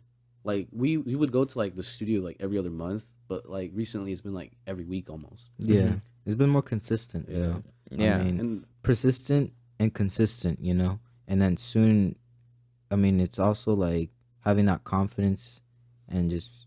I mean, I do believe in manifestation a lot too. You know, so when it comes to that and faith, you know, that all that in life, you have to balance it in life with like yin yang. So, Yeah. Again, you can manifest all you want, but how you said yin you need to yang, work. You need to do the work as well. you gotta know? put the action behind the That you- manifestation That balance, you know. You to gotta- really make that bro, shit but work. The issue was because this motherfucker was hanging out with the wrong people. We would go to the studio, bro. He'd be so fucking his I wouldn't be there, His bro. physical being was here, bro. But I would look over and Angel would be like fucking slumped. I'll be bro. out, bro. I'll be basically out. But during those times, I'm not proud of like those moments, you know. And when he brings those up, I laugh about it because it's true, you know. I mean, it's there's a joke to it, but there's a sadness into why I was The doing realness, it. though. Yeah, you know, The reason why. there's that sadness why I was doing it, exactly, Yeah. the realness. So whenever I do that music, I can express myself with that drug and what I've been through, you know. So I guess it's more of a raw emotion, but I don't need drugs to be like doing music because I mean Yeah, but for the longest time, you fucking I thought you did. yeah, bro. for a while I thought I did, but Like, this is a part of me. This is the only way I can do yeah. it. Yeah, But yeah. I realized that I mean I could live I can just relive my experiences, just and that's what music is, you know. It's Because just- like me, I would back then I used to smoke vape all the damn time. Like I'm talking like I probably crushed. I don't even know how many puff bars. a Fucking week. boxes full or what? Dude, me and my cousins had like a bag full of puff bars. oh shit, bro, okay. You know, foul. like we weighed that I shit. could That barely shit was finish one in, like, pounds. 2 weeks, like it takes me a while, you know. But yeah, I know like with the smoking, I mean I should stop at some point. It's a process, one day at a time, you know. I stopped with the pills, so I mean that's like the hardcore See, shit. but that's why I'm fucking proud of him, bro. Because the doctors, they gave him, because he fucking checked himself into rehab, bro. You know how much balls that takes for a person, to do, Yeah. bro? Bro, To They gave actually him- make that step towards something better. and then the doctor's trying to prescribe you medication, that make you worse sometimes. and I said fuck that, bro. I'm not taking that shit. You're telling me that if I stop This- taking this pill and I take this pill It's instead, gonna balance my shit, like my I'm gonna chemical. feel better. Yeah, How does that make any sense? Bro, and that's why I'm so fucking proud of him, because he fucking jumped over that. Yeah. Like, people have withdrawals, like, off the bat, but this motherfucker, like if you can exceeded it, overcome bro. like a mental illness or an addiction, what makes you think you can't overcome more obstacles, you know? And this is Yeah. just like my beginning of my story, you know. I mean, one day at a time. Like I said, I may fall forward, but as long as I don't fall backwards. It's part of your struggle. It's part Yeah. of your story. your suffering. Yeah, You know, it's part of you. It's Yeah. what's making you. yeah. And one day, like maybe one day you'll just be like, I don't even need this anymore. I don't need No, anything. I yeah. just need me. And I need the Exactly. people around me, and I need love, and that's it. Yeah. That's all the fuel that. And that's kind of what I'm kind of getting to. Because again, I used to smoke vape all the damn time. I quit that. My friend took it away from me, and I never fucking found it. Damn. I don't know where that shit went. I think he had it. Oh wait, he took it for himself. He's like, no, because he didn't. He was like, bro, I can't believe you're vaping. Oh, And I'm like, I don't know. Snatch that He's like, shit, you know dude. what? Today you quit. I'm like, all right. Was it, like, how long ago was that? 2 weeks? No, that was vaping. I quit vaping like a year or something ago. Damn, bro, since that day? Yeah. And I haven't The as fuck, much bro? as I wanted to go and buy another vape Yeah. or like hit someone else's vape. Nah. You know, Fucking thought of it just... it's like this is gonna be hard, but I have to do it. And same thing with weed. Like maybe I'll take like one hit as of right now, but before that, dude, have a pen on me. We'll roll a joint. Yeah. We'll probably go through like 7 different joints just in one Yeah. sitting. You know what I Yeah. mean? And because it feels good, you're chilling, and you try to like defend it with, oh, well, helps me be creative, helps me think. And I would say that, yeah. We definitely in some cases, Yeah. you know, medically, you know, I mean, if you want to use it medically, you know. But yeah, well, like weed definitely opened up a different perspective in my mind for sure, but now it's like, nah.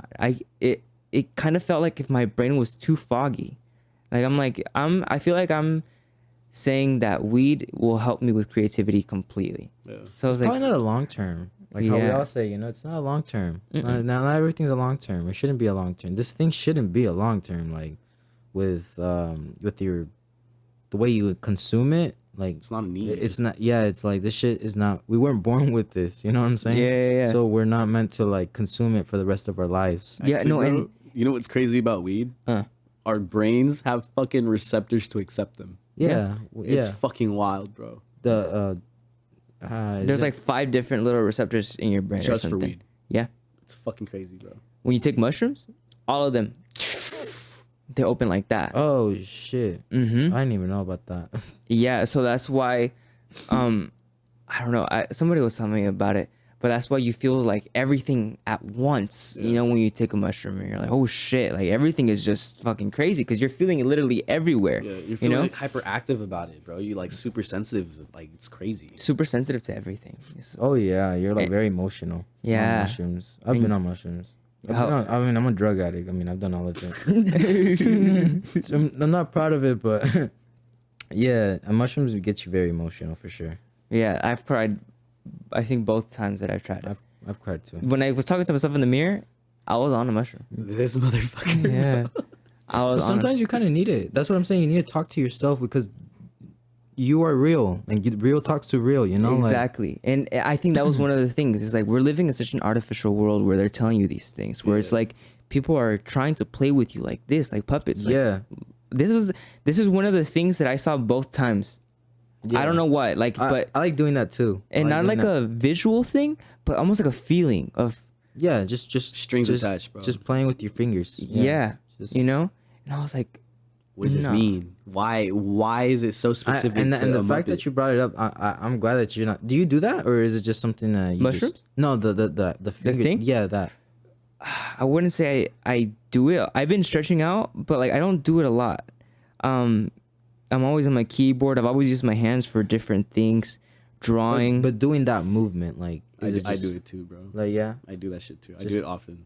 All right. I mean, it's not. I don't know. I don't think I do it. I don't think I do it a lot, but I catch myself sometimes just doing it, just like playing a string, like exactly or like fidgeting, like with a pencil. I like doing like that, or I'm always grabbing myself like this in my beard. I'm always playing with my hands. I'm always because your hands like That's some ADHD shit right there, bro. maybe, but also I've heard that Well, yeah, the devil sits like this, you know, or like the devil when he thinks he either is like this or he's either scratching his beard as well. and that's what gives energy. That's what they say that your fingers and your hands are like The pulse, receptors. yeah, it's where you give them. So like you see different that little electric ball, you know, when you like when you put your finger and then it just like gets all weird. Yeah. Exactly what you mean. or like when you meditate, right? When people meditate, you see them like they'll be like this and they'll put their hands like this in different things. exactly, in Dude, different no. positions. Or they'll put it over their heart or something because It works though. No, Yeah. it does. It It fucking does. works. Yeah. Go back to Dragon Ball Z. Where does all of their energy come from? You have to like connect it. Oh, yeah, or they be like, kinetically. And then they go Right? Yeah. straight from their fucking hands because your hands is what makes everything. You know? I had When you write, you know exactly, and that's where the creativity is in your head. that But fucking connection, bro. It's all wired. Mm-hmm. That's why we have nerves. That's why we be like, people get on my exactly, nerves. you know, bro. from like the brain to the hands, you know. It might Yeah. not just be like a brain thing, but like, it's like, have you ever gone through like a Subconsciously breakup, as bro? well. Huh? Have you ever gone through a breakup? Yeah. Like a really shitty one?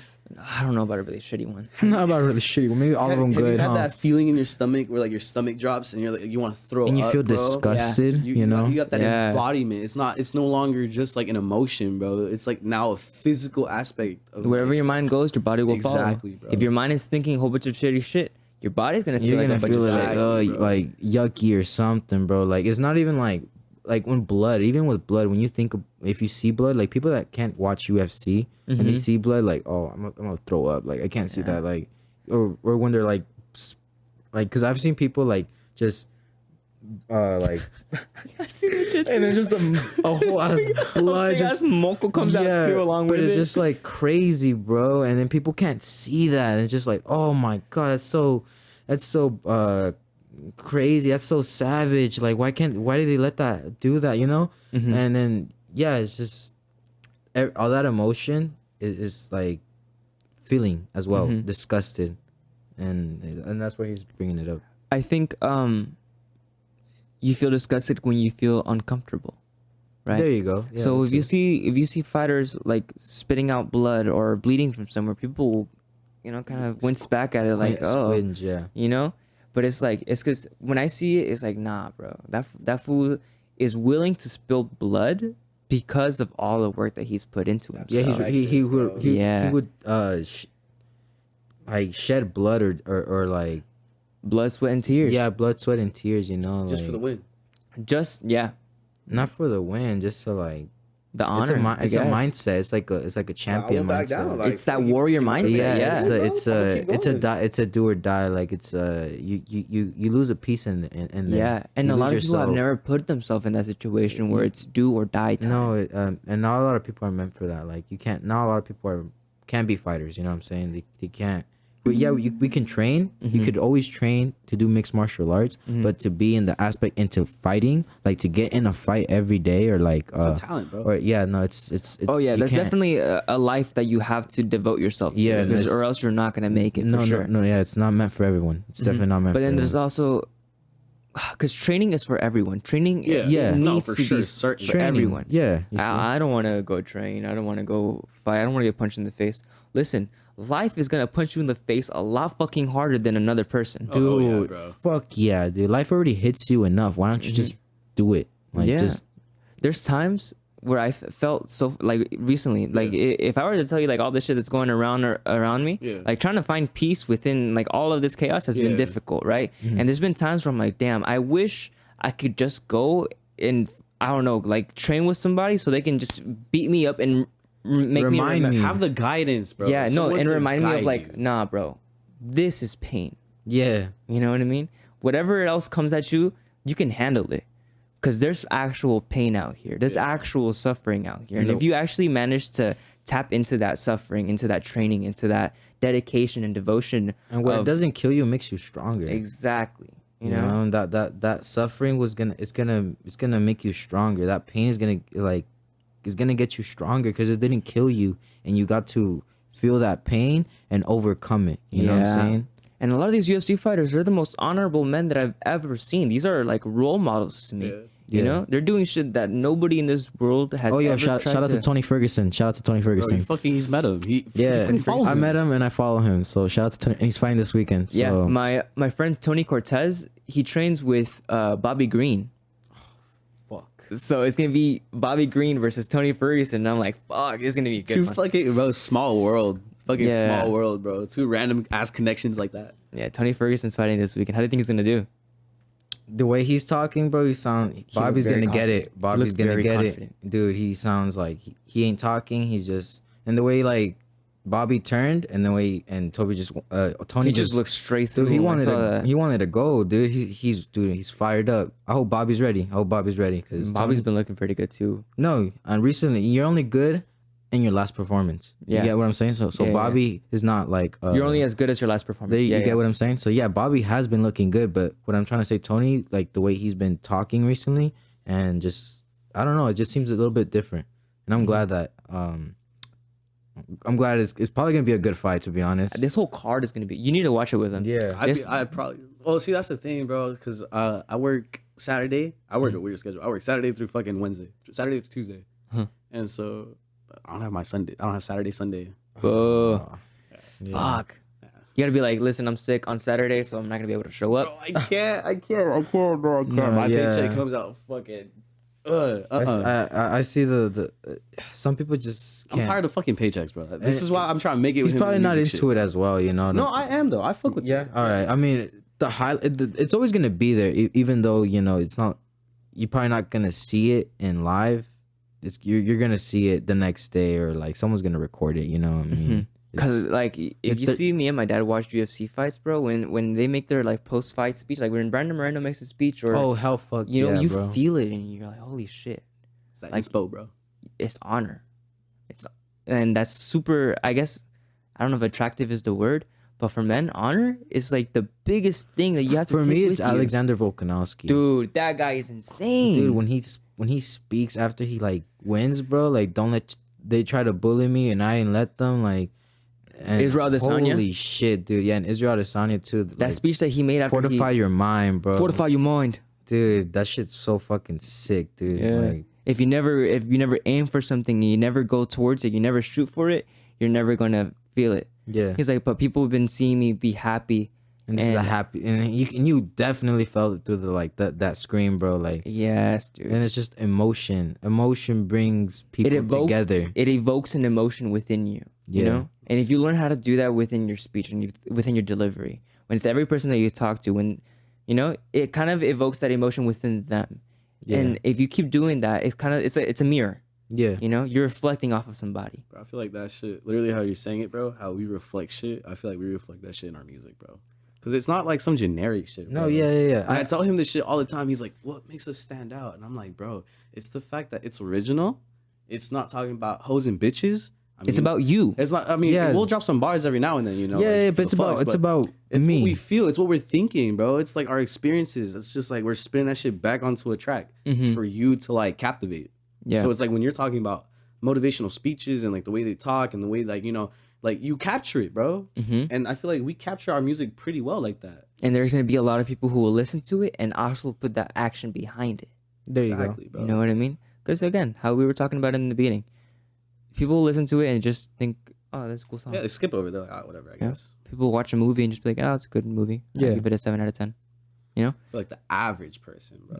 I But- feel like for like us, we're like looking at it and we're like thinking about what was the director doing? Like what? How was he How was he recording feeling? that shit? How What was he bro? thinking, and how was he Exactly. feeling during that process? The Do this shit intention. at a different angle. How would it look like from over here? How would it look like from down there? Like it's like we're thinking about like the process of it, bro. Mm-hmm. And so I feel like for the average person, when they're like thinking about just life, it's like short term shit, bro. Mm-hmm. That social media shit. A paycheck. Exactly. And Yeah. that's what I'm getting at. I'm like, you know, fuck, I may work at Amazon right now, bro. Mm-hmm. But I'm trying to get the fuck out of there, bro. I'm trying to be with him, like going on tours and shit. Mm-hmm. Like that's my whole thing right now. Yeah. That's what I want. That's my main purpose. That's my goal. That's like what I'm shooting for. Yeah, that's where I was at for sure. Because I was working at just a regular retail store, Yeah. right? And I was like, man, you're telling me that an hour of my life is worth $17.75. Bro, I can't. I see it's shit like that. It makes you fucking think, bro. You're like, seriously, I'm wasting my time, bro. I work 10-hour shifts, right? So from 8 p.m. until 6 p.m., 6:30, and it's like, I'm going through all these orders of customers, bro. Amazon's making fucking millions, billions, right?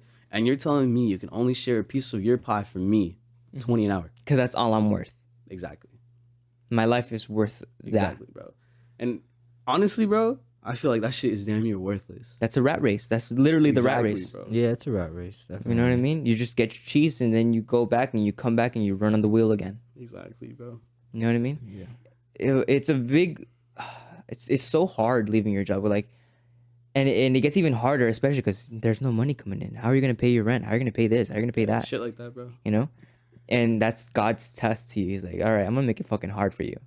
Are you ready? Bro, and I'm okay with that shit, bro. You know? I see this shit as a stepping stone. I take that shit as like a fucking drive, bro. Mm-hmm. Like I may not be like the fucking absolute fucking best in the studio. I'm doing my best. I know I'm doing my best. Mm-hmm. So as long as I know I'm doing my best, and as long as this motherfucker does his best, and he maybe he's not fucking feeling a beat, bro. So like so be it. I'm like, all right, let's change it. You know? Yeah, it's like a twin flame. Yeah, no, exactly. So it's just When like, one if of I'm them not is feeling kind it, of dimming you got down, me. the Exactly. other one, and then you guys are both like Exactly, lit bro. up as much as you can. There you go. You know, like and we that's be the feeding each responsibility as friends. Exactly. You know, to always be. If someone's feeling down, let's get back up. Exactly. You're feeling down, let's get back up. Bro, the new way we've started recording, because people have different ways of recording their shit. Their process, Yeah. the work, Yeah, yeah. recording process. Before it would be like, all right, you go into the booth first, and then I'll go after, or you know, vice versa. Mm-hmm. But I noticed like sometimes like I wouldn't be feeling it, or he wouldn't be feeling it, and it's like the energy is just like singled out. The energy is just alone. So it's like, why the fuck is our energies alone if we're a duo? So now the recording process that we have now is we'll both go into a booth, and then bro. Okay, honestly, bro, I gotta give bro props because he can fucking freestyle like a motherfucker. I'm not gonna lie, bro. We both can, and it's like he'll lay down a freestyle. He's like, all right, like that's it. I'm like, nah, fuck that. That's not it. You can do better. And so we'll keep fucking going. We're like, all right, let's go again. Record that shit again. Record that shit again. And it's like, as long as we know that we've done our best and we've tried our absolute best on the track, bro. If it's meant to be, that shit will be meant to be. We tried. We did our fucking best. It's there. And now, I heard Kendrick Lamar talk about it the other day, he was saying how he'll be with his group, with his team, you know, in the studio, and they'll be working on an album for months, you know, just listening to the same songs, getting tired of the songs, working on the songs, thinking of the songs, getting tired of the songs again, getting motivated of the songs, and then afterwards, once it's all said and done, it's out of your hands. Yeah. Now it's just for everyone else to either enjoy or just fucking Exactly, bro. you know. So relieve yourself of that pressure. Exactly, and just bro. focus on enjoying that time in that studio. You Damn know, right, bro. having fun as much as you can, making it to the best that you can, and then once it's out of your hands, it's like, all right. Yeah, that's true. Cause Nah, that's let's up to the see what audience happens. to enjoy, bro. Not me. Yeah. If y'all fuck with it, y'all fuck with it. If you don't fuck it, you don't fuck with it. Because at the end of the day, it's for me. You know, it's the music's for me, and if people want to accept me for me, that'd be better. Because I mean, I'll do this shit for free. To be honest, I don't care if the money comes in like or not. Because at the end of the day, when people really have passion, those are the greatest come out. Those are the ones that come out the best. The people that have passion for it and they won't do it just for a quick buck or for fast food music or just something just I don't know. Dopamine hit. Yeah, you know. So, Yeah, something that'll just hit and you're just done. All right. Yeah. Like it meant nothing at this point. And that's the difference that I tell you about our music, bro. Our music isn't just like listen to it once and then like okay, whatever. Nah, bro. Our music has substance. It's some shit that you can hear today, tomorrow, the next week. You can relive next it. year. Well, I mean, at least I can relive it because it happened to me. You know Greatness what I'm lives forever. Yeah. Yeah, you know, I can live forever through the mic, basically. Who fucking said it? They said it was in the Nike movie. Have you guys seen that movie? The I had Jordan. It's like a Jordan. Air Jordan. Yeah, I something watched like like that. half, bro. I think. They said what is it? Because like they were trying to like get Michael Jordan to be on the Nike team, right? He's like, nah, I'm going towards Adidas. I like Adidas' shoes. And he's like, listen, you're gonna do good on that, and that's what all they care about. They care that you're doing good, but that's it. That's all you're gonna live for. But your legacy's gonna live on forever with us, and that's what we care about. And you hear Michael Jordan, you still to this day he doesn't even fucking play anymore, and you still think of him as one of the best, if not the best, basketball player that ever lived. Yeah. Yeah, and You know? because of The Jordan brand. the Jordan bro. brand, that they keep that legacy. They're gonna keep that legacy, like what they said. I feel like they will. I Yeah, mean, staying true No, to your they word. are, bro. They definitely are. The way they've been coming out with shoes. I mean, this is not. These are Nike Airs, but Yeah, but the base of that shoe is from Jordan. There you The go. main shoe is a Jordan shoe, so it's like even if it's not a Jordan, it still has a Jordan touch on influence. Yeah, and remember that, like in the movie, they also said, like, listen, we're gonna do this, but you also have to do your part. We see something great within you. Now it's up to you to hold that standard the entire way through, because that's the only way it's gonna work. Now listen, we're gonna have you on the shoe, and we're gonna give you whatever you fucking want, basically. Yeah. But you have to be the best Yeah. at all times until the end of your fucking career. And he's like, all right, it's a big pill to swallow. It's a hard pill to swallow. But he did it. But he did it. Bro had a fucking flu. Dude, Played that shit, bro. He played through that shit.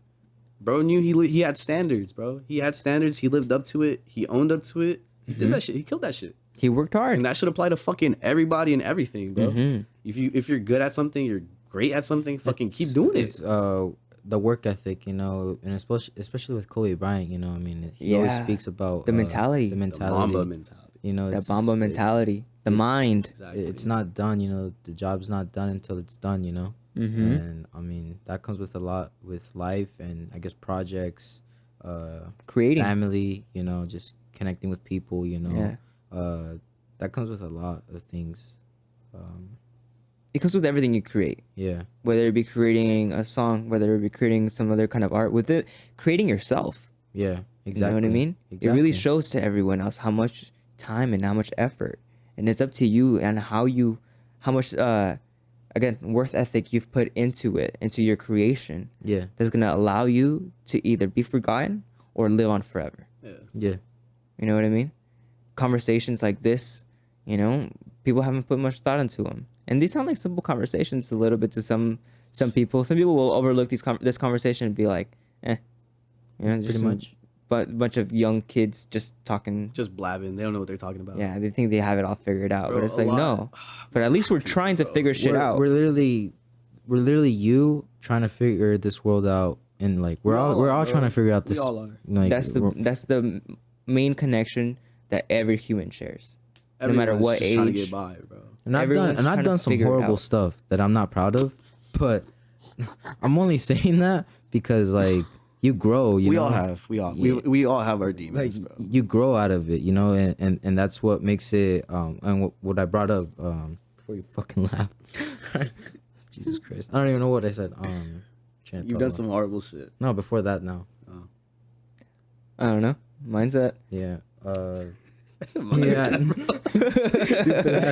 Bad, bro. Nah, yeah, it's cool. Yeah, the mindset. It's all about the mindset and just being consistent, you know, and persistent. Disciplined. And discipline. Yeah. Yeah.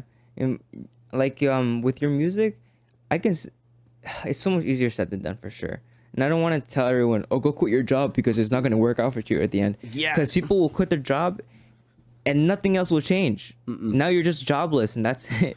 Yeah, Basically. People, But- it's a whole waterfall, bro. Because it's like you want to inspire someone, but you also don't want to tell someone like, you know, chase your dreams all the fucking way through, bro. Because some people don't have money and some people don't have the time. Some people don't have like mindset. the talent or the ability either, bro. Or the tools or the access, you know, the doors to have, you know, like they don't have the connections or something, you know. It's just It's like that fucking guy who went up to Logan Paul and was just like, hey, I quit my job. I was making $100,000 a year. Can I have a job with you? And Logan Paul was just like, oh, do you edit? Do you record? And the guy was like, no, I just want a job. And then Logan Paul was just like, then no, why would I hire you? You have no value to me. Exactly. You're not bringing bro. me any value. If you don't have any skill, if you don't have any talent, if you don't have the drive, if like, yeah, the guy had the drive to go fucking fly out and meet Logan Paul and ask him for a job. But bro, there's no fucking backbone for you to be like. there's no, he couldn't back it up. Yeah, I know. It's Nothing like to you back it gotta up. walk your. You gotta. He was peacocking. Yeah, no. It was not about it. like bro. a bluff, you know. Yeah. Because like the peacock will be like, oh, look at my pretty feathers. I'm Exactly. so beautiful. Like he might have been bold enough to go and ask for a job, bro. But on top, well, what did he have to offer? He probably had nothing good, nothing to offer. I mean, Yeah, the value. Where's the value within you? Exactly. And it only comes with the beginning of what we said, the struggle, Yeah. the sacrificing, Suffering. the suffering. Suffering is needed in life, Yeah, you know. And you guys have gone through. You said you've gone through a lot. Yeah. You guys are still suffering in some sort of way, Yeah. definitely. you know. But that's what keeps you going, Yeah, you know. Whether it be with you working your job the entire time, you're like, Bro, fuck, I wish I was just. That is literally my fucking insufferment, bro. Because like he knows this shit, bro.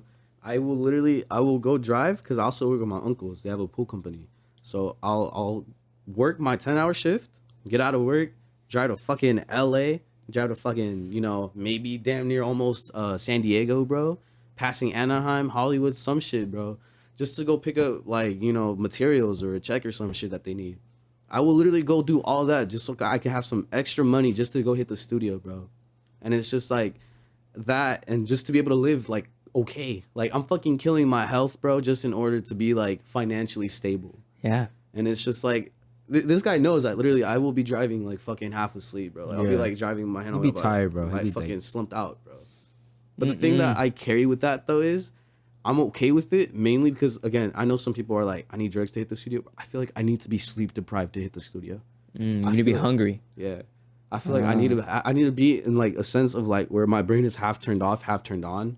Where like I feel like my creativity is usually out more when I'm like fucking sleepy. it's like the consciousness behind your, like that back of your consciousness, and like, because whenever you freestyle or whenever you're like writing, it's the back of your mind speaking, into that song, which Yeah. whether you don't know it or Whatever you're feeling, yeah, thinking at that time, just yeah. gonna spill out. yeah, or it could be some cool music or rap music, I don't know, but usually like when I think of like The Weeknd, he's like either talking about himself or something like that, and he's one of the biggest artists, and I think he makes his own music, but I could be wrong.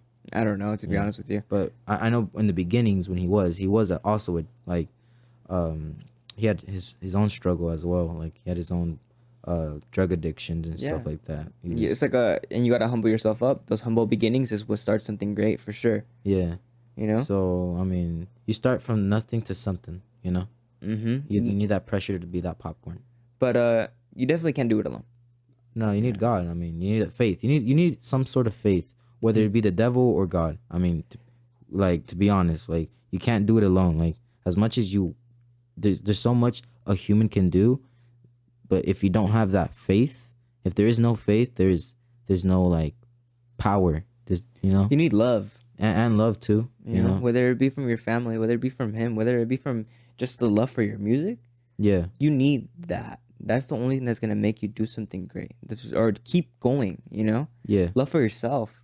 Yeah. You know, that's why some people get stuck in this have matrix. a passion of something. Have love for something. You know, if either be the music or in somebody or in something. You know, it's you do. You're right. And love does have. Like I'm not telling you to quit your job. All right. But there's gonna be a day where you're gonna say, "All right, today's the day. I've had enough. Let's get to it." Those intrusive thoughts, bro. And that's your gut telling you, "Hey, bro, you gotta fucking go." And by your gut telling you go, it's not saying like go run away. Yeah. No, it's go for something better. Yeah. That you know is gonna make you guys a lot better. Yeah, for sure. You know what I mean? It's gonna be a very scary step, and it's supposed to be scary. It's supposed to be a dark forest. That path is supposed to be hard. If it was easy, everyone would have done it. Everyone would have done it already, right? Yeah. You guys know what you guys need to do. 1,000,000%, you're right, bro. It is a scary path to go on because it's like there is no guidance. There's no artist connection that we have with someone bigger, bro. Yeah, you're doing this on the way. Like either you catch on or you don't. You know what I mean? And it's not like you're gonna get left behind, but there's levels. You know what I mean? And then to hit another level, you have to be catching on. You know what I'm saying? Or like. Because there's people that like obviously that have like access to more connections or and they're like a middleman or I don't know it's just different. But I mean, think about like a lot of artists who, how you said, they started from nothing. Yeah. They really had nothing, not a connection, not even a fucking parent to rely on. You know, a big part of that shit. Remember, I told you like luck is like a huge part of that shit, bro. A lot of artists have been lucky enough to come across another big artist. And I don't even think it's luck. Yeah. I don't think luck is the word.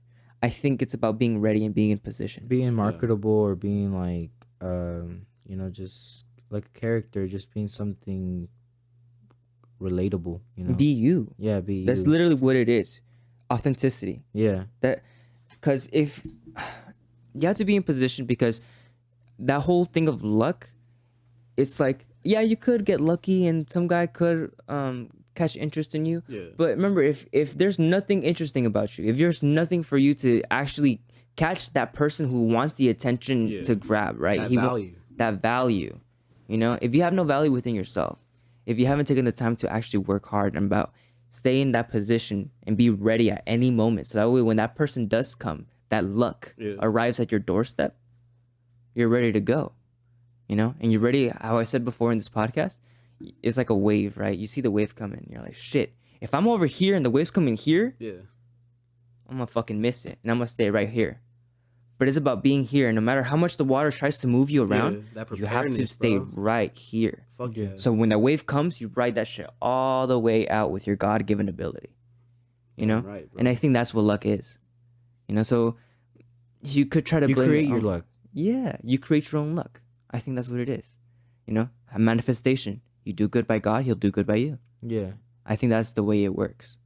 Bro, honestly, because I feel like I've told him like countless times, I'm like, bro, like, it's not just about manifesting this shit, because we talk about manifestation heavy, bro. We're like, we know this is going to happen. It's like, it's only a matter of time, bro. It's only right. Like, our music is too sense. fucking unique to not be like, someone's going to be like, yo, like, you know what, like, let's get them like in an actual studio, Like, let's get these boys up, someone trying to like market us.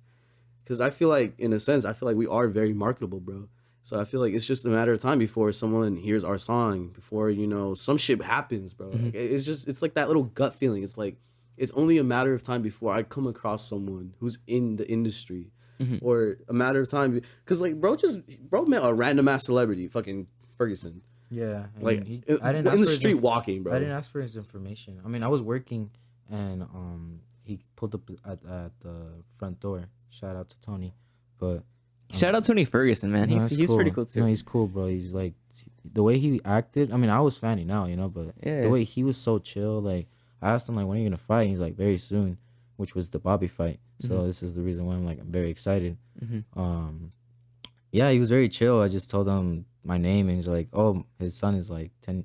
He's 10 years old, and his name is Angel as well. And I thought it was very cool, and he just like, well, let me get your information. And I thought it was very cool of him, and it's not like I wanted to like ask for it or like, oh, like I just probably made a good impression. That's what I feel like. Like it just it was, if it was meant to be, it was meant to be, you know. And I didn't want to bother him. Just wanted to get his order, and that's it. You know what I'm saying? Yeah. So he just asked me, let me write it down, you know, or let me get your information or something. And I thought it was very cool of him. Yeah, and you never know when the opportunity is gonna present itself. You know, if you were ready for, hey, Tony, you know, you really inspired me, man. Yeah. Like you're one of my favorite MMA fighters. Yeah. Like, I appreciate you so much. Like, be actually genuine, authentic. You know, Yeah, it was you. It was genuine. It was pretty much Bro, genuine. that preparedness that you talk about, bro, I think is what drove me to be better at my music, bro. Because I think it was 2021. I met Xavier Wolf. You know who Xavier Wolf is? That name sounds so familiar. He's like a semi-underground artist, right? Okay. He's like along the likes of like Suicide Boys, Bones, and those other underground artists. I mean, I don't think they're really that underground at this point anymore. But I came across bro about 4 times. That's no coincidence, though. Meeting someone 4 times. Once was at a concert, bro. I asked you earlier. Yeah. Do you think things happen for a purpose? Nah. Well, yeah. I mean, everything's for like a reason, bro. Everything happens for a reason, But for sure. the first time that I met him, bro, was at a concert. And at that same concert, bro, I literally have a video of this shit. Jay Green, that was Lil Peep's homie. Bro literally came up to me as he was performing, hopped off the stage. We made a fucking eye contact like that. He stared into your soul and everything. Into my fucking soul, bro. he looked at me and he said, he told me, come over here. Came over there with him, and bro was like fucking rapping his shit, bro. He was hugging me the entire time. Why did he hug me out of everyone? Everybody in a fucking mosh pit, bro. Why did bro make eye contact with me and hug me to make and it's that just contact, bro? And my bad to interrupt you, but how many times was that? Like the 4th time, 3rd time? So that concert was the first time. Concert was the first time. But the main thing that drove me to be prepared for the future times, bro, of music wise, was because Xavier Wolf was late. And so one of the concert goers was just like, yo, we're trying to entertain people. Like, we have some freestyle, right? And so there's like 3 people ahead of me. Their shit was trash, right? I mean, at this point, bro, me and Angel weren't even really making music like that. Like, we really weren't. My freestyle abilities was fucking dog shit. Like, I'm gonna keep it a buck. My shit was ass, right? But I still had the fucking balls to be like, yeah, no, fuck it. I'll freestyle. I'll do it. Freestyle for this whole fucking venue. If you don't try, bro. then you won't never know. You know, if you don't start tomorrow or today, then you won't know tomorrow. Yeah, you'll never know your full potential. Exactly, you bro. won't know your future. So I was like, fuck it, let me freestyle, right? Yeah. Did the freestyle. This was probably like the most heartbreaking shit to me, bro, because I told him, fucking Xavier Will's posse passes by.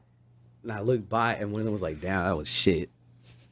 Bro, that moment in time, bro, I was like, all right, like, I could do better than that. Yeah. I was like, I know I could do better than that. I'm like, you know, I was on the spot in front of maybe 80 people, bro, 100 people. It was so out of pocket for me. But when I heard those words, like, damn, that was shit. It could have been from Xavier, could have been from Eddie Baker, could have been from fucking, I don't know, Jeffrey. That's like his whole surrounding crew, right? Like, you heard someone say it? Like, that was one of your first tests. Yeah, exactly. That was just like, that was like, because I was already making music, but the thing was, me and him only had like 1 song at that point.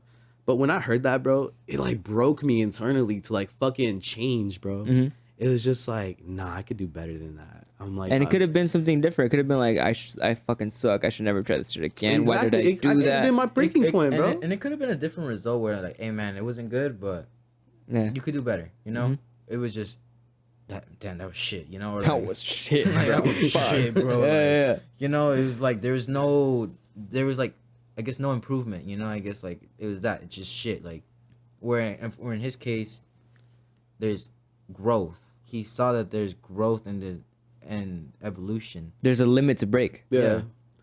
Bro, and because of that, honestly, bro, I think Xavier Wolf remembered me off of that one moment in time, bro. Yeah. Because since 2021 and now, I've met him again like 3 other times. That was the first time, the concert. So the other times I met him were at car meets. because I go to car meets pretty often. I mean, I haven't gone in a minute, but you know, he would like throw them and be like, you know, just come up and whatever. But each time we would go to car meets, my homie, shout out Miguel, he would be like, oh, like I'm a fan of his music. His name's Xavier Wolf, blah blah blah blah blah, so and so. He's the one that introduced me to him, and so he's also into cars. And so homie told me like, you know, like I fuck with his shit, like it's underground, blah blah blah, and I fucked with his music, bro. Yeah. And so like, after realizing who he was and the connections he had, bro, that's when I started realizing, I'm like, oh shit, like small world, you know? Like bro's in Anaheim, bro's in LA, like bro's actually like around from here. Yeah. And so meeting him on 3 separate occasions, he remembered my name and he remembered my face. So it's like, if one celebrity can remember me out of the thousands of people he sees, bro, is that not like a telltale sign of like... You're going to see him again. Exactly. Yeah. And so I literally met him, actually it might have been like 4 times after, bro, because it was one week I saw him and the next week I saw him again. And he was just like, yo, Brandon? And I looked at him, I was like, yeah, like what the fuck? Zachary? Like, it got to the point where like I was like, I didn't even want a picture, bro. Honestly, I only have like 1 video with him. And that was from that one concert. Yeah. And ever since, I've never asked for a photo. I've never asked for a video. Nothing, bro. Like, it's always just been like, what's up? And he's like, what's up? Like, like he just knows. Like, it's just as a person. Exactly. And so he knows, like, I'm not like fucking dick riding him. Like, yo, Xavier, like, I fuck with you. Like, you know, I love your music. That type of shit, bro. Yeah. Like, honestly. You're just another fan. Exactly. Like, I've always just been like, what's up? It's cool, you know? And ever since, bro's known me. I guess it'd be like he's on not in the radar because what the fuck, like we're nobodies right now. But yeah, at least he knows that Brandon exists, right? Yeah, at least he acknowledged your existence. Yeah, exactly. Out of like, if I would have been like, oh, I think Drake doesn't know me, you know, like, oh, Drake, you know, Drake probably meets so many people that he doesn't even gotta remember, like, you know what I'm saying? Like, doesn't remember anybody. So the fact that like, bro took time out of his day to fucking remember my name, but it only happened because you stepped up to that challenge. No, yeah, coincidence and challenge and just like events, you know, like all these events. No coincidence, like you said. There's no coincidence. Things happen for a reason. Things happen for a reason. Yeah, it was like your first test, and he said, "Nah, you're not ready." Bro, that shit. Oh, even to this day, I told him, I'm like, that shit broke me so hard, bro. Because it's just like wanting to make music, but at that time I never took it serious. Like it was just like a hobby, like a side mission, bro. But that moment in time when he was just like, that was shit, I was like, fuck. I was like, nah. He said, if you want me to say something different, I was like, nah. Go do something different. I could have done way better, bro. Yeah. Just looking back and all through all that shit, bro. And it's like now, me and Angel, whenever we go to the studio, bro, it's like, oh my god, it's like big like imagine, bro, imagine just hitting play on a fucking beat and we already have a song like off the head.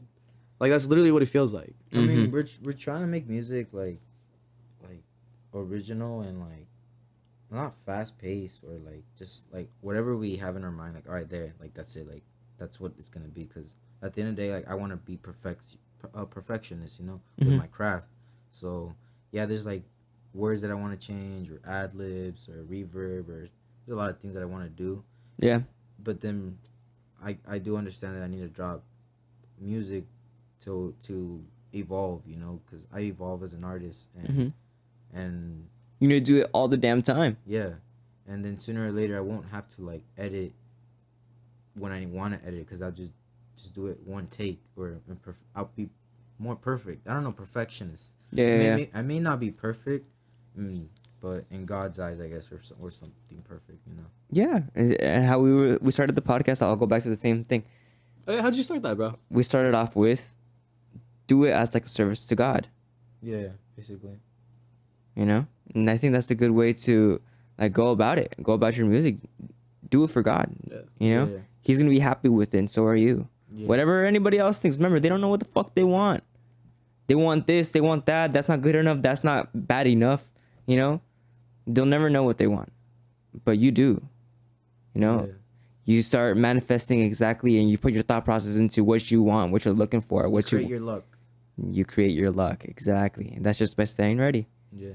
Dang, we can go full circles into this shit, huh? Oh God, bro, we could go back and forth, leaping forward, but nah, trust me, bro. We're like, we're really hitting that point in music where it's just like we want to just drop more consistently instead of just perfecting shit, bro. So how are you gonna get more consistent with it? I want to be more, I guess, practice. Practice makes perfect. Working hard, I guess, you know, just because I mean, talent. if you already got the talent, you're not gonna like want to work for it, you know? It's like with your podcast, bro. Yeah. Like, you literally have shit already. Like you have the momentum. You just fucking keep going. It's just a consistency and persistency will get you there. Yeah, and if I were, like how you said, this podcast is good. It's nice, right? And it's cool when it's consistent. But I've seen when I stop, all of it just fucking goes. I don't have any control over it anymore. Yeah. And it could be either a good thing or a bad thing. It could go to something great and only for so long, or it could just completely fucking die down. Bro, and again, that blessing and the cursing of social media, bro, it's just like if what we're talking about right now is what the platform is pushing out during that week, then so be it. It was meant to be. Mm-hmm. But if not, bro, you could just take that shit as motivation. As like, all right, fuck that. That's not what the algorithm might have wanted. Yeah. There's key words, hot words that They may not hit right they're now, always but picking it'll up. hit later. Yeah, You know what I yeah. mean? It just You put in so much work, and then nothing happens. You Yeah, know, you do it 'cause- again and nothing happens, and you're like, shit, should I even keep going? But you keep going, and all of a sudden, before you know it, you've already done so much, and you're like, oh shit, wait, what the hell? How did I even get here? Yeah. You know? And I think that's like a huge drive for us, bro, because we dropped one song. We dropped one song like maybe like 2 months ago. We dropped one song like 2 months ago, all platforms, right? And I look at the streams, I'm like, all-time streams. It's like maybe 100. I look at that number and I'm like, it should be more than that, bro. Mm-hmm. I look at that number and I'm like, it's got to be more. I'm like, we can do better than that. Like, only 100 streams. You're telling me 100 different people, though. That's also a different way to look at it, bro. 100 different random people actually heard the song and let it play all the way through. Yeah. And it's crazy to me. It's just like, imagine hitting those fucking numbers for your podcast, bro. Like in the thousands, the hundreds, thousands, the millions. Consistently, every Exactly. single episode. That would be crazy. Yeah. Being consistent, I think, is the most important thing. It's the hardest thing. And because Yeah. you motivate. You can't always be motivated, you know, or always have that motivation or have that fire. But being disciplined will always. Yeah, you'll find the motivation after you start it. Yeah. You know, you may not be motivated to start a song. You're like, I don't really feel like it. But once you start, you get onto it. You're like, oh shit. No, hell nah. Whenever we're in the studio, bro, we need to have that motivation because we're paying for studio time. Oh yeah. So that too. it's not like we can just go in there and fucking waste time. We're like, I'm not feeling it, bro. It's like, nah, hell nah. You better start feeling Yeah, it. you got. And again, it's about staying prepared. You know, Yeah. you guys put in that work outside of the studio, boom, boom, boom, boom, all the damn time. You gotta always be 100%, always wherever you're at, you know, no matter. Yeah. Because people are either gonna give you 1 or 2, 3 tries, and then next, you know. Yeah. So There's always something next coming up. Yeah. Just like it's honestly just like a freaking 9-to-5 job. You know, you'll try your very, very fucking best, but just like that, they'll replace you in 72 hours with another person doing the same exact job that you've been trying your ass off Oh, hell on. yeah. You know what I mean? And slightly shittier. And slightly shittier That's true, bro. because they're not you. You're irreplaceable. So make yourself as irreplaceable and as valuable as you can. Bro, I fucking love that. I fucking love that, bro. Putting that in terms of our music, bro. Like, no one can replicate our shit. That's shit I tell him all the time. Because he's just like, again, bro, he asked me, he's like, what makes it so unique? What makes our music so unique? Like, why do you believe in us so much? Yeah. And it's like, I listen to our shit, bro. It's fucking unique. There's nobody else in Anaheim, Santa Ana, guess you're right. Riverside, I mean- trying to make the same sound we are, bro. Mm-hmm. Everyone else is about hoes, trapping, fucking banging, you know. And I really don't think about anyone when I try to make music. I just think about myself, and I'm just trying to be authentic, you know? Because I mean, Yeah. I hate making shit up. I hate faking it, you know? Yeah. So I'm not a fake person at all. There's no one else in this world exactly like you. Exactly. Imagine the value in that. There's so many other people that sound exactly like Drake. There's thousands of people that sound like a little baby. Yeah. You know? So it's like, that's just another guy. Sounds cool. Yes. That's it. But he's just copying someone else, bro. It's not original. Why the fuck would I want to listen to that? Mm-hmm. Why would I listen to the Walmart version of it if the fucking Target version's already out? It's like even with fucking diamonds, they're all valuable, yeah. But if there's 1,000 of the same fucking diamond, like everyone's like, all right, well he has it, he has it, he has it, he has it. All of these fucking rich people have it. It must not be the shit. But then you see this one diamond that's one of a kind that no one else has seen. Like a ruby or Like something. a red fucking diamond or something that like a pink glows, diamond or that something. shines, and you see Yeah. it from across the room. You feel it. It's like an aura. See, and the crazy thing is, bro, so before Angel would want to make Suicide Boys type beats music, Yeah. right? and I would clown him. Now I feel fucked up about it, right? Yeah. Because I'd be like, oh, like, bro, there's already hundreds of other people making this type of music. Huh. Like, it's always like some deep voice shit, you know. Some people trying to go hard on some deep voice type shit. But then, like, when we actually, like, you know, he got me into the groove of making it, I'm like, yo, like, this isn't Suicide Boys at all. Like, this is our touch. Yeah, like, yeah. this is our unique touch on it. Mm-hmm. Like, this isn't just like trying to be hard or trying to be like fucking. Cause I think at the end of the day, we're reliving our experiences throughout this. Well, at least I am, you know, with the drugs and shit. So Yeah. You're reliving your experience and Yeah. then expressing yourself through your art. So Yeah, it's not like but he's fucking joking around or like lying about, you know, popping a pill or like, you know, having a thrill about it. Like, that's not a joke, bro. Like, that's not just for like a bar. It's not just to sing it. Yeah. Like, it's just true to him. yeah, like I mean, there's my drug of choice is pills. I mean, there's people that do cocaine, but that doesn't catch my attention. You know, that doesn't like. It's a rich man drug, and even if I had the money, like I don't like feeling up. I'd rather feel down. You know what I'm saying? Yeah. So, yeah, I mean, when you fucking laugh, I lose. I lose process, bro. I'm sorry. I'm you, sorry. you know, whatever. Go ahead. You can. No, you're right though. You're right, because I know exactly what you mean. See, look, I laugh because I know where he's coming from, because we've already had this conversation. Yeah. And So it brings you back to something else. Exactly. Like, I know where bro's mindset is at. And this is why I love and appreciate Angel, because it's like, I know bro is trying to have an embetterment of himself. It's not like I'm just laughing just to laugh. Like, I'm laughing because I know the reasons why. You've connected the dots. Exactly. Yeah. I get what you mean. Exactly. So I'm not like making fun of you or anything, bro. Like, I'm literally just laughing because it's like I've seen the progression. Like, it's crazy to The me growth. how much you've progressed, bro. So it's like I'm not laughing at you. for No, that. I get you. I get you. Yeah, No, you're good, bro. But yeah, no, just to No, make yeah, that but shit it's just clear. like whenever I try to like say something, you laugh like, I'm damn it, you know? sorry. It's just like I can't fucking think. It's just that, but I'm not mad, bro. Okay. Yeah. All right. That's not jokes, but I don't give a fuck if I'm a drug addict like that, dude. Because there's people literally worse. There are drug addicts, and they're like fucking terrible people. I do drugs, but I'm not a terrible person. You know what I'm saying? Like, there's people that do drugs, and doesn't mean you're a bad person. Yeah. You know what I'm saying? You get hurt. And I got hurt, and I'd rather do drugs. I heard a quote. I forgot who said it. I saw it online somewhere, but it was like, people only do drugs when everything else around them feels like war or something. It's like, if you're at a stable peace of mind, like, you don't even fucking need Like, anything. the fuck you need it for? You know, like nothing bad is happening. You're literally going straight. You know, life is peaceful. The trail is straight. But when there's a war, you gotta like. Everything's going on. Like, you can't see, you can't trust no one. It's you, your survival, you by yourself. It takes you're you alone. somewhere else. Yeah, it's a Away different from all this mindset, fucking it's a different- chaos. Yeah, it's literally war. Yeah, Yeah, it takes you away from all this chaos, and then once you come down from it, you come back and you're like, oh no, I'm back here where I was. yeah. I gotta get back to exactly where I was at, but that made me feel better. It got me away from all this chaos. Yeah. That made me feel at peace. Yeah. So I feel like I don't know. After a while, I feel like you'll understand. Like, you're already on your path. You've already understood exactly what you need to do, and it's not gonna happen overnight. No, it's a process. Yeah. One day at a time. You know. Exactly, one day at a time. Yeah. You'll find that grounding. You'll find the beauty within the chaos, you know, and you'll use it to your you'll use it to your advantage. Yeah.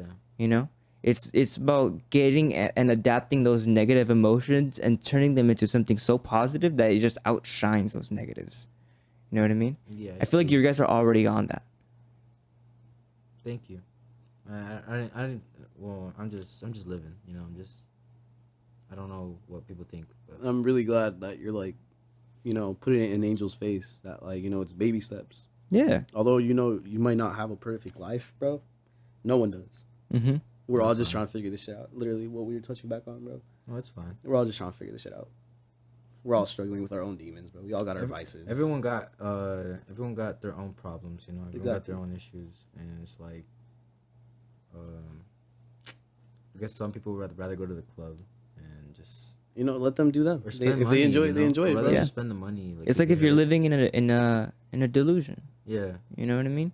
It's Yeah. like they tell you, or you're feeling this way, but in reality, it's your body telling you like, hey, bro, there's something here that needs to be fixed. It's a cry for help, bro. Yeah. And it's true because I've felt that shit. Like in situations where like for like a week where like I feel like I'm not doing something I would do. It's like your body's crying for help. Like we were doing like mandatory overtime at work, bro.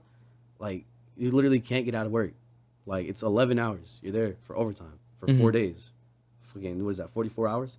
So during that whole week, bro, I was just surrounded with people that were like fucking super sad. Like I'm a sad person, like in general. Like I'm a sad person. Yeah, bro. energy, you know, energy. But like, that energy that I was deriving from those people, bro, it was so fucking bad, bro. Being closed in by walls all the time. Yes, it bro. drains you. You know, you Drain like a battery. Yeah.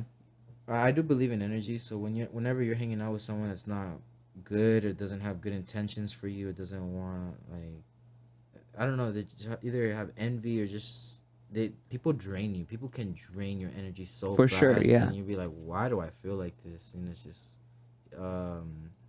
those people are draining you. And it's because those people need energy. So Yeah. they'll get whatever fucking thing that they can. And then whatever you're left with, they don't care. It's like they got the energy that they need. Yeah. They feel better. If you feel worse, no, it's like a battery. Bro, that's that shit that you touched on earlier, bro. Yeah. It's definitely it's like a that. battery. You have to be able to charge him up and you got to be able to charge him up. You know? the flame. The twin flame. Again, we'll go back to the twin flame thing. Yeah. It's exactly like that. That's how I think about it. I heard it was in a book, Think and Grow Rich by Napoleon Hill. Yeah. This entire universe was made out of atoms, right? The smallest force of energy, right? So when if people say that everything's made out of atoms. we're made out of the same particles, the same atoms that built this entire universe. You're telling me that energy isn't real? Like Bro, it's no. there. It is there, It is bro. there. Your words cast a spell onto people. You know, be careful with your words. Be careful what you intake by different songs, by different people. Yeah. Your environment, you know, what they're trying to feed you. Those frequencies, bro. Those frequencies, you They know? exist. They're out there. Like have you They're heard for a those things reason, about bro. 808s? Oh yeah, for sure. You know how there's some that is just they're bad for your soul. Yeah. You know, you feel it. It's kind of like a enraging chaotic thing. That's actually a main reason why a lot of artists they use those 808s because there's a certain tone that like It evokes a emotion. right. So in music, like right now, there's a current trend. Like to the average person, they don't know this shit, bro. Like they really don't know about this. But in music right now, in like the industry, there is a way to make a song blow up.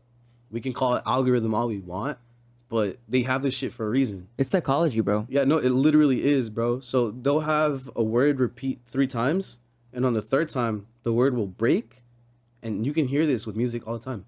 The 3rd time, the word will break, and your brain's like, it was expecting to hear that third lyric, Yeah. you know, all the way through, like, oh, and then the third lyric drops, and it goes into some sad shit, and then immediately your brain's like, oh.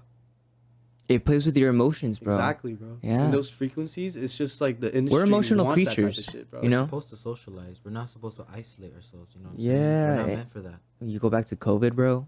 Everyone was so isolated, and people are still super isolated within each other. And You know that's what I what mean? brings depression too, you know? Like, Yes, that's one of the main factors that brings depression. When you feel like you have nobody around. isolate yourself, yeah. Yeah, the king. There. Which king was it? Oh fuck, I forgot which king it was. But it was the king that had everything. He had absolutely everything that he wanted. He had riches. He had fame. He had everything that he wanted. But there was one problem, and that was the problem that led to his death. And it was that he was alone. He was lonely. You're telling me that this man who had everything that he could possibly ever want died because he was alone. You need people. Yeah. People need people. Yeah, we do need Yeah, people. like look, when you have that rich, what's the point of having all that money when you can't share it with people? You know? You're gonna- And hurt people. Yeah. You know what I mean? So it kind of sucks trying to stay away from some of these hurt people, but it's like they're not trying to better themselves. How are they going to try to better someone else? Nah, bro. And I strongly, like, I know people are like, people change, but I strongly believe people don't change, People bro. can't. Yeah, people don't change. Unless they really want to. I feel like you need to have, like, a life-changing experience or like really fucking, you know, sit with yourself and start like accepting yourself as a person. Like you start accepting like the hate and then have ego, The ugly and the beauty within you. Yeah. Like an unless ego someone death. goes through Yeah. that shit, An bro. ego death. An ego death. You need an ego death. Exactly. So it's like if someone doesn't go through that shit, bro, they won't change as a person. And that, it's just sad. It's just how it is. As much as you want someone in your life, you gotta get rid of them. It's just like that. Yeah, because they're just gonna drain you of all your energy, and where are you left with? Nothing, bro. Nothing but Nothing yourself. Sadness, bro. Nothing but yourself. So it's a matter of how you want to build yourself, how you want to sculpt yourself. Do you want to be someone who has no control, who has no mindset? Your emotions are all over the place, or do you want to be somebody who is strong, who has been brave enough to go against these fucking problems that have been set upon you? You know, had that the bravery to go through that dark forest over and over and over again, as long as it fucking goes for, just to see the beauty in that light. I think that's the way it goes. Like I know for a fact, Angel's had people talk shit on him about our music. Yeah. Have you had people like try to put you down? Oh, for sure, left and right. Yeah. Sometimes it's people that are the closest to you that you think that would never do something like that.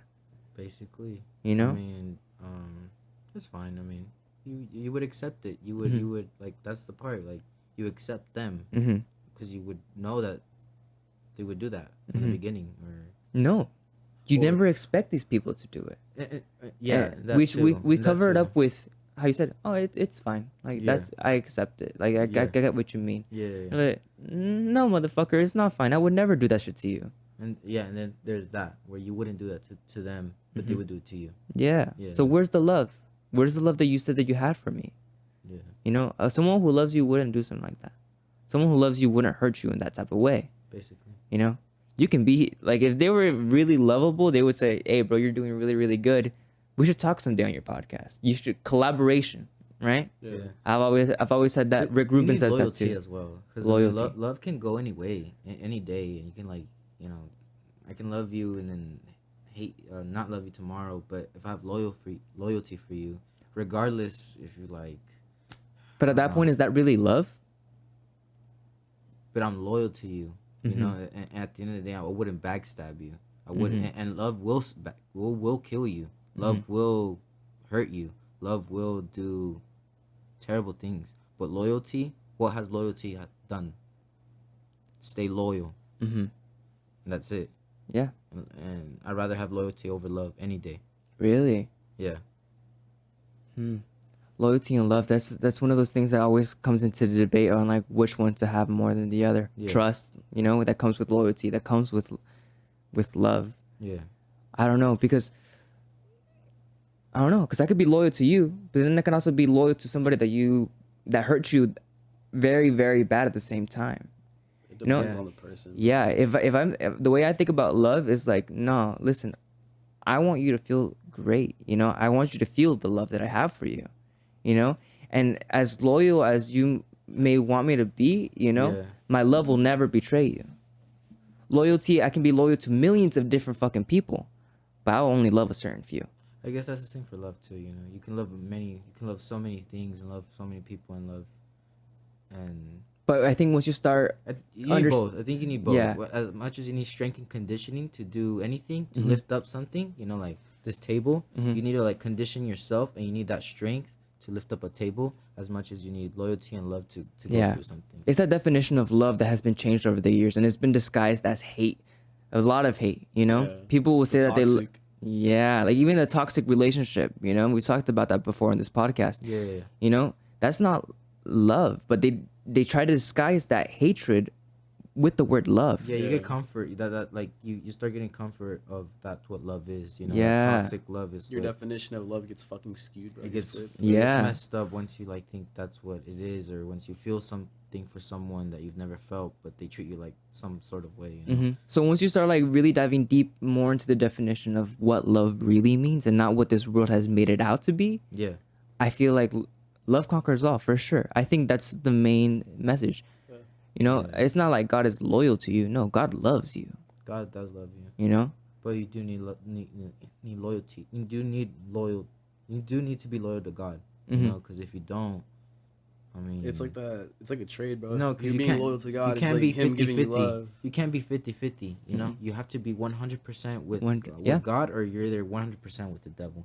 Either you're 50-50, and the devil always sneaks in. The devil doesn't ask you and knock at your door. Let me come in. That motherfucker rushes that fool in. just breaks in your window, and I'm What's up, bitch? I'm here. Exactly. You get what I'm saying? So you Yeah. gotta be 100%. Then he takes all the food in your fridge.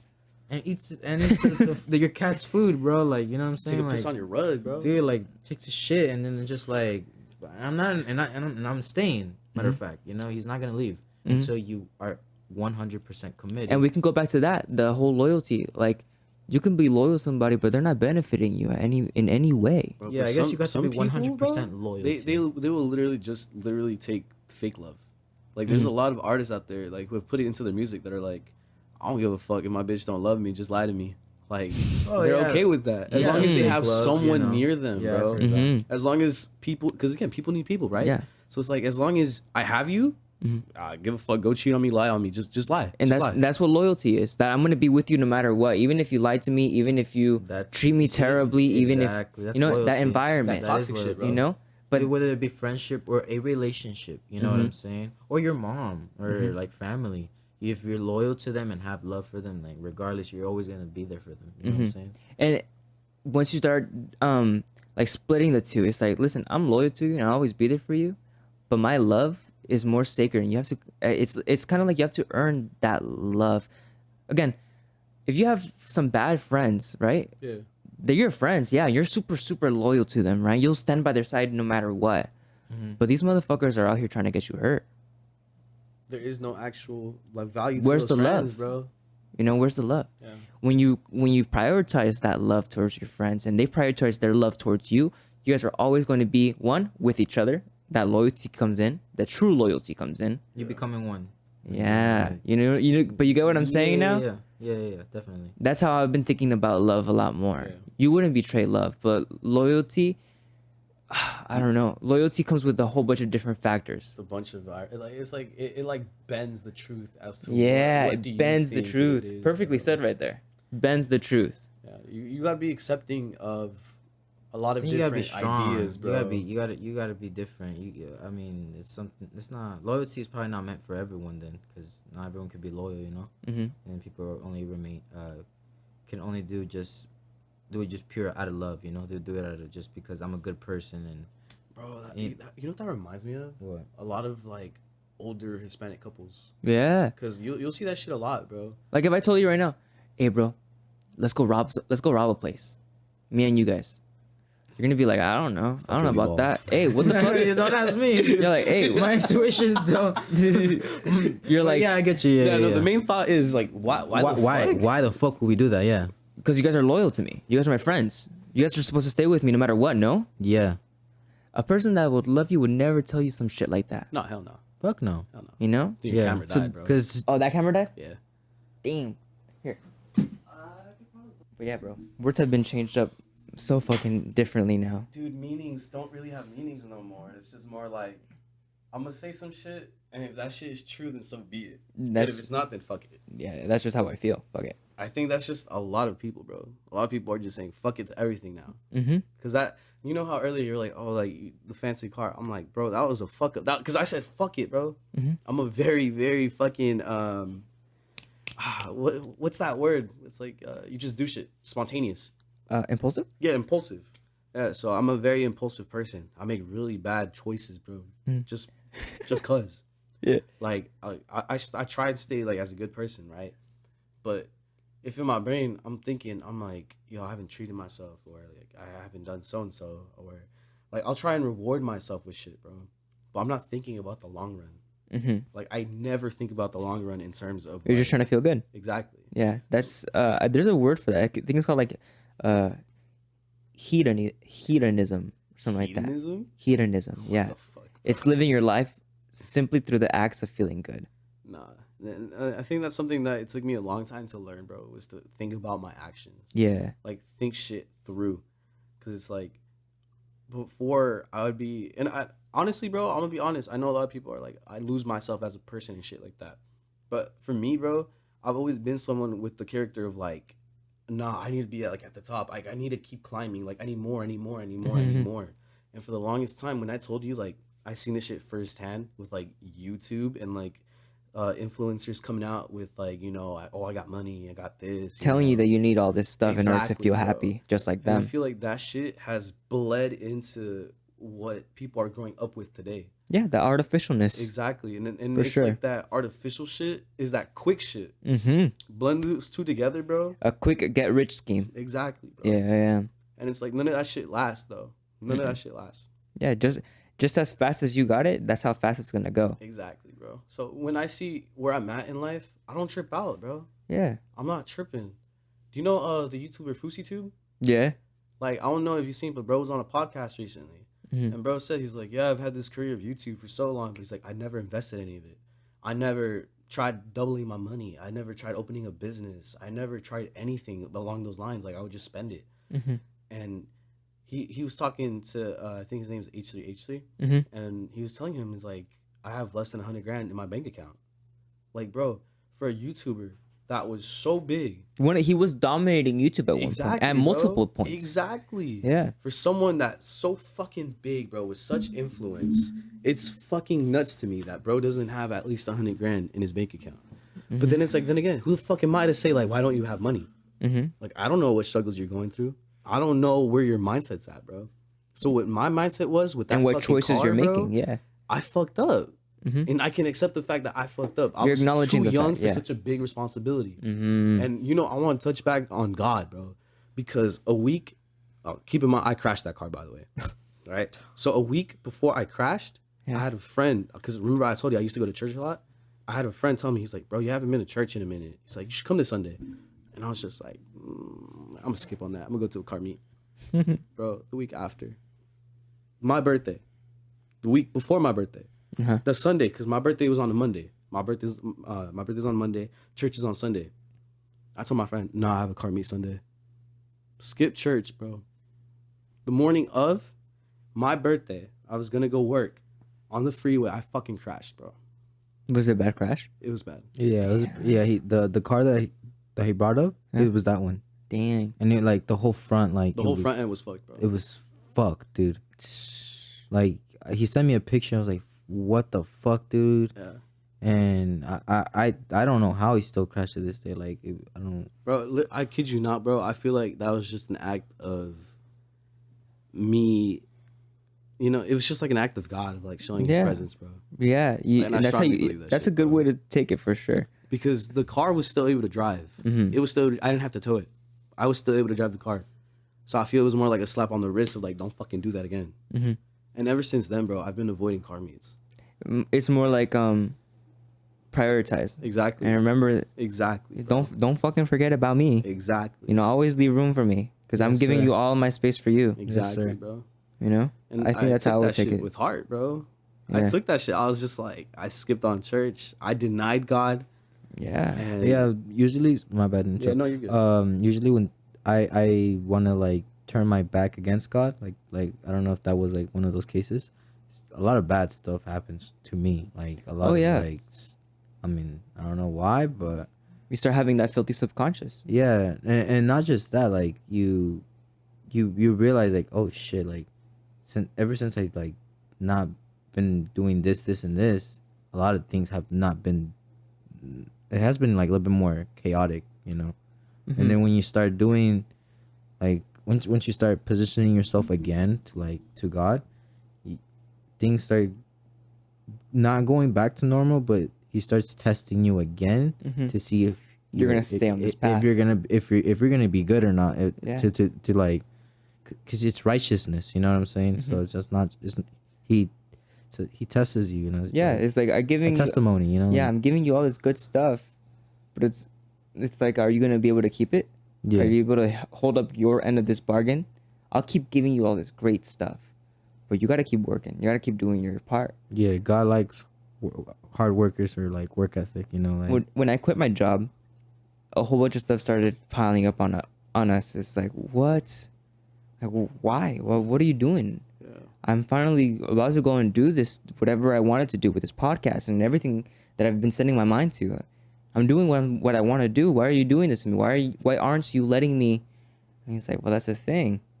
He's like, I'll let you do it, but under what circumstances will you be able to do it? It's those fucking tests, bro. It's those hard, difficult tests, you know, where you feel like you're about to lose it all. And you're like, but are you gonna have the drive to keep going? Are you gonna gonna fucking stop? You're gonna quit right now? yeah. Like you were already on the road to it. Why the fuck would you stop right now, bro? Yeah, what's Exactly. different now? What Just because I changes? play something in your, I'm gonna keep throwing them your way. These little attacks, these little challenges, little obstacles, roadblocks in your way. And the reason why is because God's doing that because you were meant for it. No one else was meant for it, but you. You know, like He put those obstacles for you to overcome. You know what I'm saying? And not everyone has the same journey and the same path as Brandon or me, you know, or you. So it's just What's your end goal with the podcast, bro?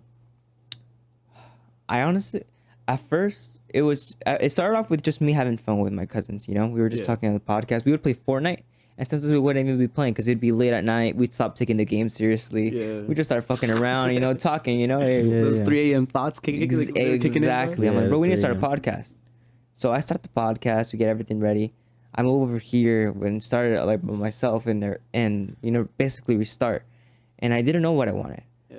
But now, honestly, it's honestly about learning. It's just learning about different people, and like I'm learning something from you guys learn something from me, and I've been noticing that a lot more on these podcasts, and that's what really gives me, like, I'll be editing sometimes, I'm like, wow, Joan, you really just fucking said that.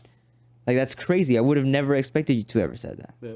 You know, it gives me like a sense of like you get to acknowledge the growth through everything. It's like a journal. You're actually gaining something out of it. More than just money. Money will definitely come. Yeah, no. You know, this is going to be a great podcast one day.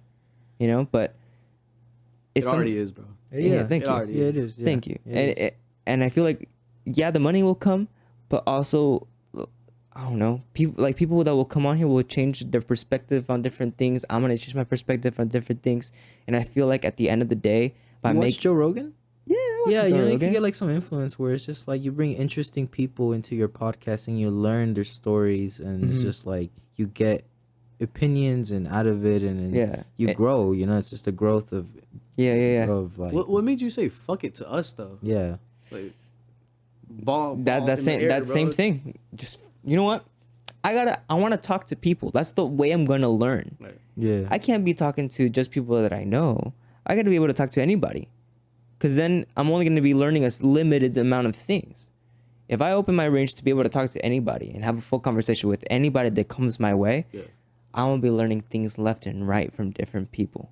You know what I mean? You start Yeah. applying that shit to your daily life. Yeah. Might have Yeah. been like a 5-second little snippet here, but you're like, fuck, all right, let me think about that. Yeah. And then next thing you know, it's like you're outside in the everyday life, bro, and you start applying shit. And you get to That's true. understand people. And once you understand people, you get to understand yourself. And once you understand yourself, you understand the entire world. Yeah. It makes so much more sense. You connect every single dot that comes your way.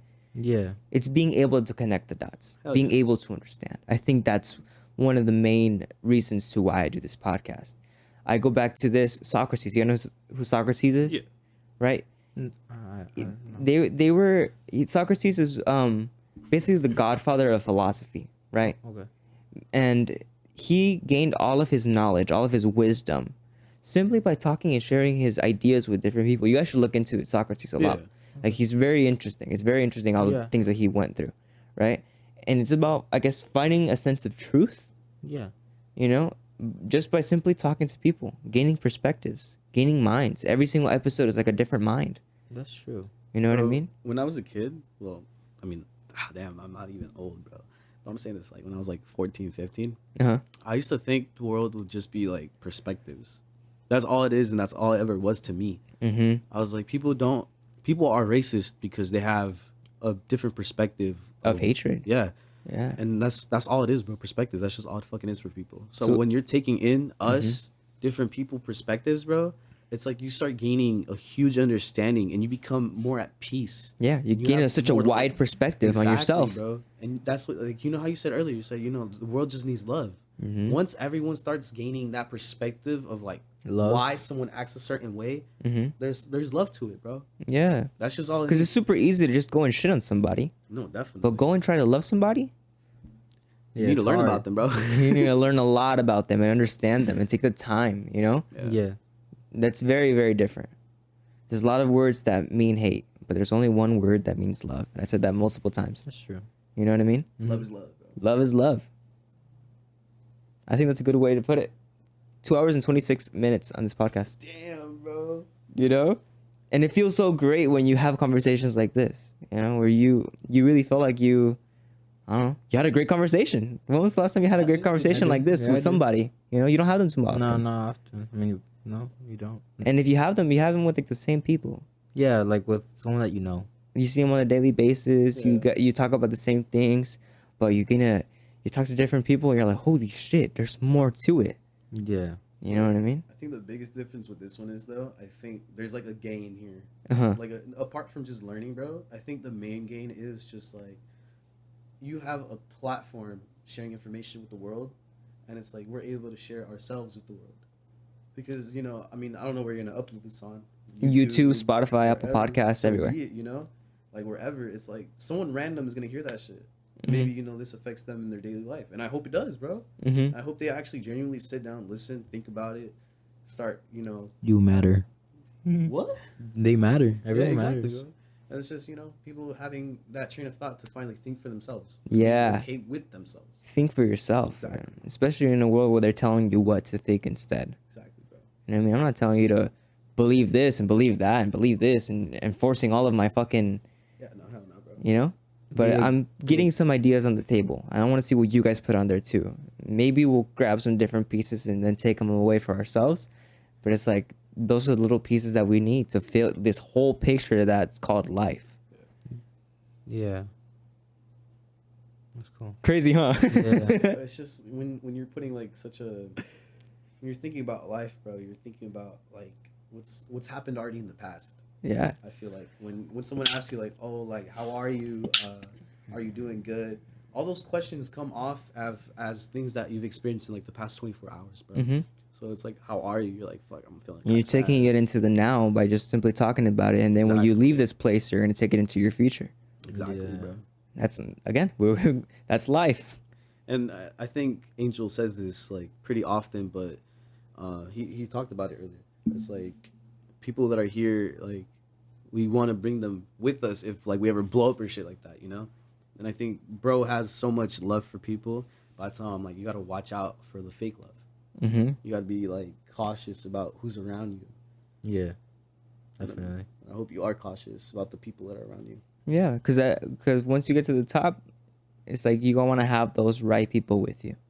Yeah, and I feel like you'll just learn more and more as you go with it. You know, you start calling things out, you start puzzling things together. You're like, okay, that person might not be all that good for me. Yeah. I know I love them. I know they love me, but they're not putting their part as much as I would want them. I'm putting in my everything for them. Yeah. But why can't they do the same thing for me? As much It'll as never they're be the same, bro. You know, as much as it hurts me, I'll always have that love for them, but I gotta go. Yeah. I gotta move on.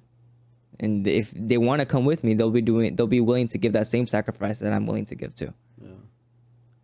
Man, you just tripped me out, bro. It's a whole trip. It's like you start like this is shit people should know, but it's like when you start saying it out loud and like really like sponging it in, bro. I'm talking about it. Yeah. It's like you start gaining the ability to be like thinking about what's already happened in the past, who you've talked to. Yeah. It's like you think about the things that you just said, you think about a certain person, Mm-hmm. or you think about experiences. Oh, or that moments reminds in me time. of the time. Oh, that brings Yeah. me back to when. Exactly. It's like a moment in time your brain is capturing, bro. Mm-hmm. And it's just like it's such a trip to think about everything that you've gone through. Yeah. You only maybe so and so young age. Again, like from earlier, older people might be like, "Oh, you haven't gone through anything. You're a baby." Blah, blah, blah. Mm-hmm. It's like your experience of life is way different from what my experience is. Yeah. So it's just You might be an old soul, you know. yeah. Yeah. You might be young, but you're an old soul. Yeah. You don't understand exactly. Listen, I understand your part, and you may understand some of my parts, you know, Yeah. but we're never gonna get the complete picture unless we actually sit and we talk about it. Yeah. I think I don't know, communication, Yeah. conversation, the art of conversation. Definitely, bro. I feel like all of this shit, bro, is all just this is all art. It's a podcast, but it's fucking art. It's creating, yeah. Because people can start podcasts, bro, but how many times have you had it where someone's just like, this is gonna be That very they're scared to like, do it. Yeah. They're scared to talk about, or we just talk about just random stuff. Sometimes random stuff is Exactly. cool to talk about. You know, we don't always have to get super deep into it, but it's kind of nice when we start actually talking about things that matter a lot more. Yeah. You know? But I'm talking about, like, apart from that, bro, there's people out there who will start a podcast and they don't talk about nothing, bro. Like, they'll talk about fucking, like, you know, trying to start the thought process, bro. Or people go with the trends and just focus on that and Like, just we could have stuff for the TikToks. We could have came in here talking about some bullshit, bro. Yeah. We could have came in here and ruined your whole fucking day. Yeah. We could have came in here off the rip on some bullshit, you know? We could have annoyed you for 2 hours and 30 minutes. Yeah. We could have bored your ass off for 2 hours and 30 minutes, you know? But it's like, all those people that are starting podcasts and they're like, they started just to start it for the fucks without like really an intention. Sometimes it's good though. Because, you know, because then you start, like grow. subconsciously, you know what you want, but you don't know if it's going to happen. Yeah. So that what if is what keeps them in a different place. Mm-hmm. But I feel like you subconsciously know you want to get this podcast big as fuck. Mm-hmm. As know. big as can be. Exactly. You want to make it an influence. You want to make it an influential podcast. And it's just like there's certain people out there, bro, who will try and start some shit and they just don't have they don't have the talent for it, bro. There's people that don't have talent for shit. You got the talent and the will and the hard work. You got the ethics for this shit, bro. Yeah. Thank you. Yeah. I appreciate it. Because like I enjoy editing the podcast because I like listening back to the podcast and I'm like, holy shit.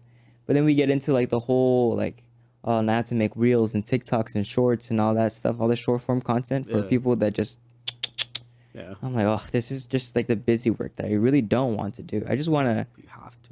Yeah, but I have to in order to get people to actually listen to this entire message, the full picture. That's you know? the shitty part. That's the part that the TikTokers don't show you. Yeah. That's the part the real people don't show you. The YouTube Shorts people. Yeah. That whole process of lengthening, because I try and make TikToks too, bro. And it's like, my motivation to make TikToks, fucking gone, bro. I don't want to. I don't, like, trust me, I'd rather be more of a YouTube personality, bro. But for music, it's fucking needed. Yeah. And for podcasts, I feel like it's also needed too, bro. Yeah. But making that short form content. I think you might need clips. I don't know. You know, I don't do podcasts. I'm barely doing the music and I'm barely learning. Yeah. So I don't know what. I think marketing. I think that's what helps. But yeah, it's just everything around the actual episode. I love the episode as a whole. That's always my main thing. Being marketable too, looking marketable and being a character. It's going into that business side. Yeah, because I love the creativity side. I love creating the podcast. I love creating conversation. But afterwards, you got to go into the business side where you start marketing, where you start promoting, where you start making the clips, you start making all the shorts, you start talking to different people, you start, you know? Yeah, connections and all that stuff. Like, yeah. bro, honestly, Busy work. We could have came in here and give you some sound bites, like some random shit. Like, yo, he ate a fucking midget's pussy, bro. What the fuck? Yeah. Like, you yeah. on some shit like that, you know? That's like that shit that grabs people's attention. Yeah, It's so fucking weird, bro. But again, it's only, you're going to grab people's attention and it's going to stay with them just for those 15 seconds. And that's it. You know? Like, that shit, bro, like, yeah, it may sound funny for like a little bit, bro. But there's no depth. There's no value. Yeah. Like, it'll be in the back of your head for like 2 seconds and then it's gone. Oh, bro, I saw this one guy on TikTok say something about a midget in the pussy or some shit like that. You know? hey, but you never know. Maybe it can be like an attention grab. Like, yo, they're talking about midget pussy, bro. Like, think about all the shit that we were talking about right now. Yeah. It's like all these quotes that we were bringing up, all these references that we had. It stuck with us. Yeah. It resonated with us. Mm-hmm. Like, again, bro, it's a fucking forever thing. Yeah. It's shit that you will forever think about. Mm-hmm. And again, that's legacy, I guess. I'm telling you, your shit is art. And when I'm saying like our shit, like when I tell him like it's unique, bro. Mm-hmm. It's gonna be there. It's gonna live. You know?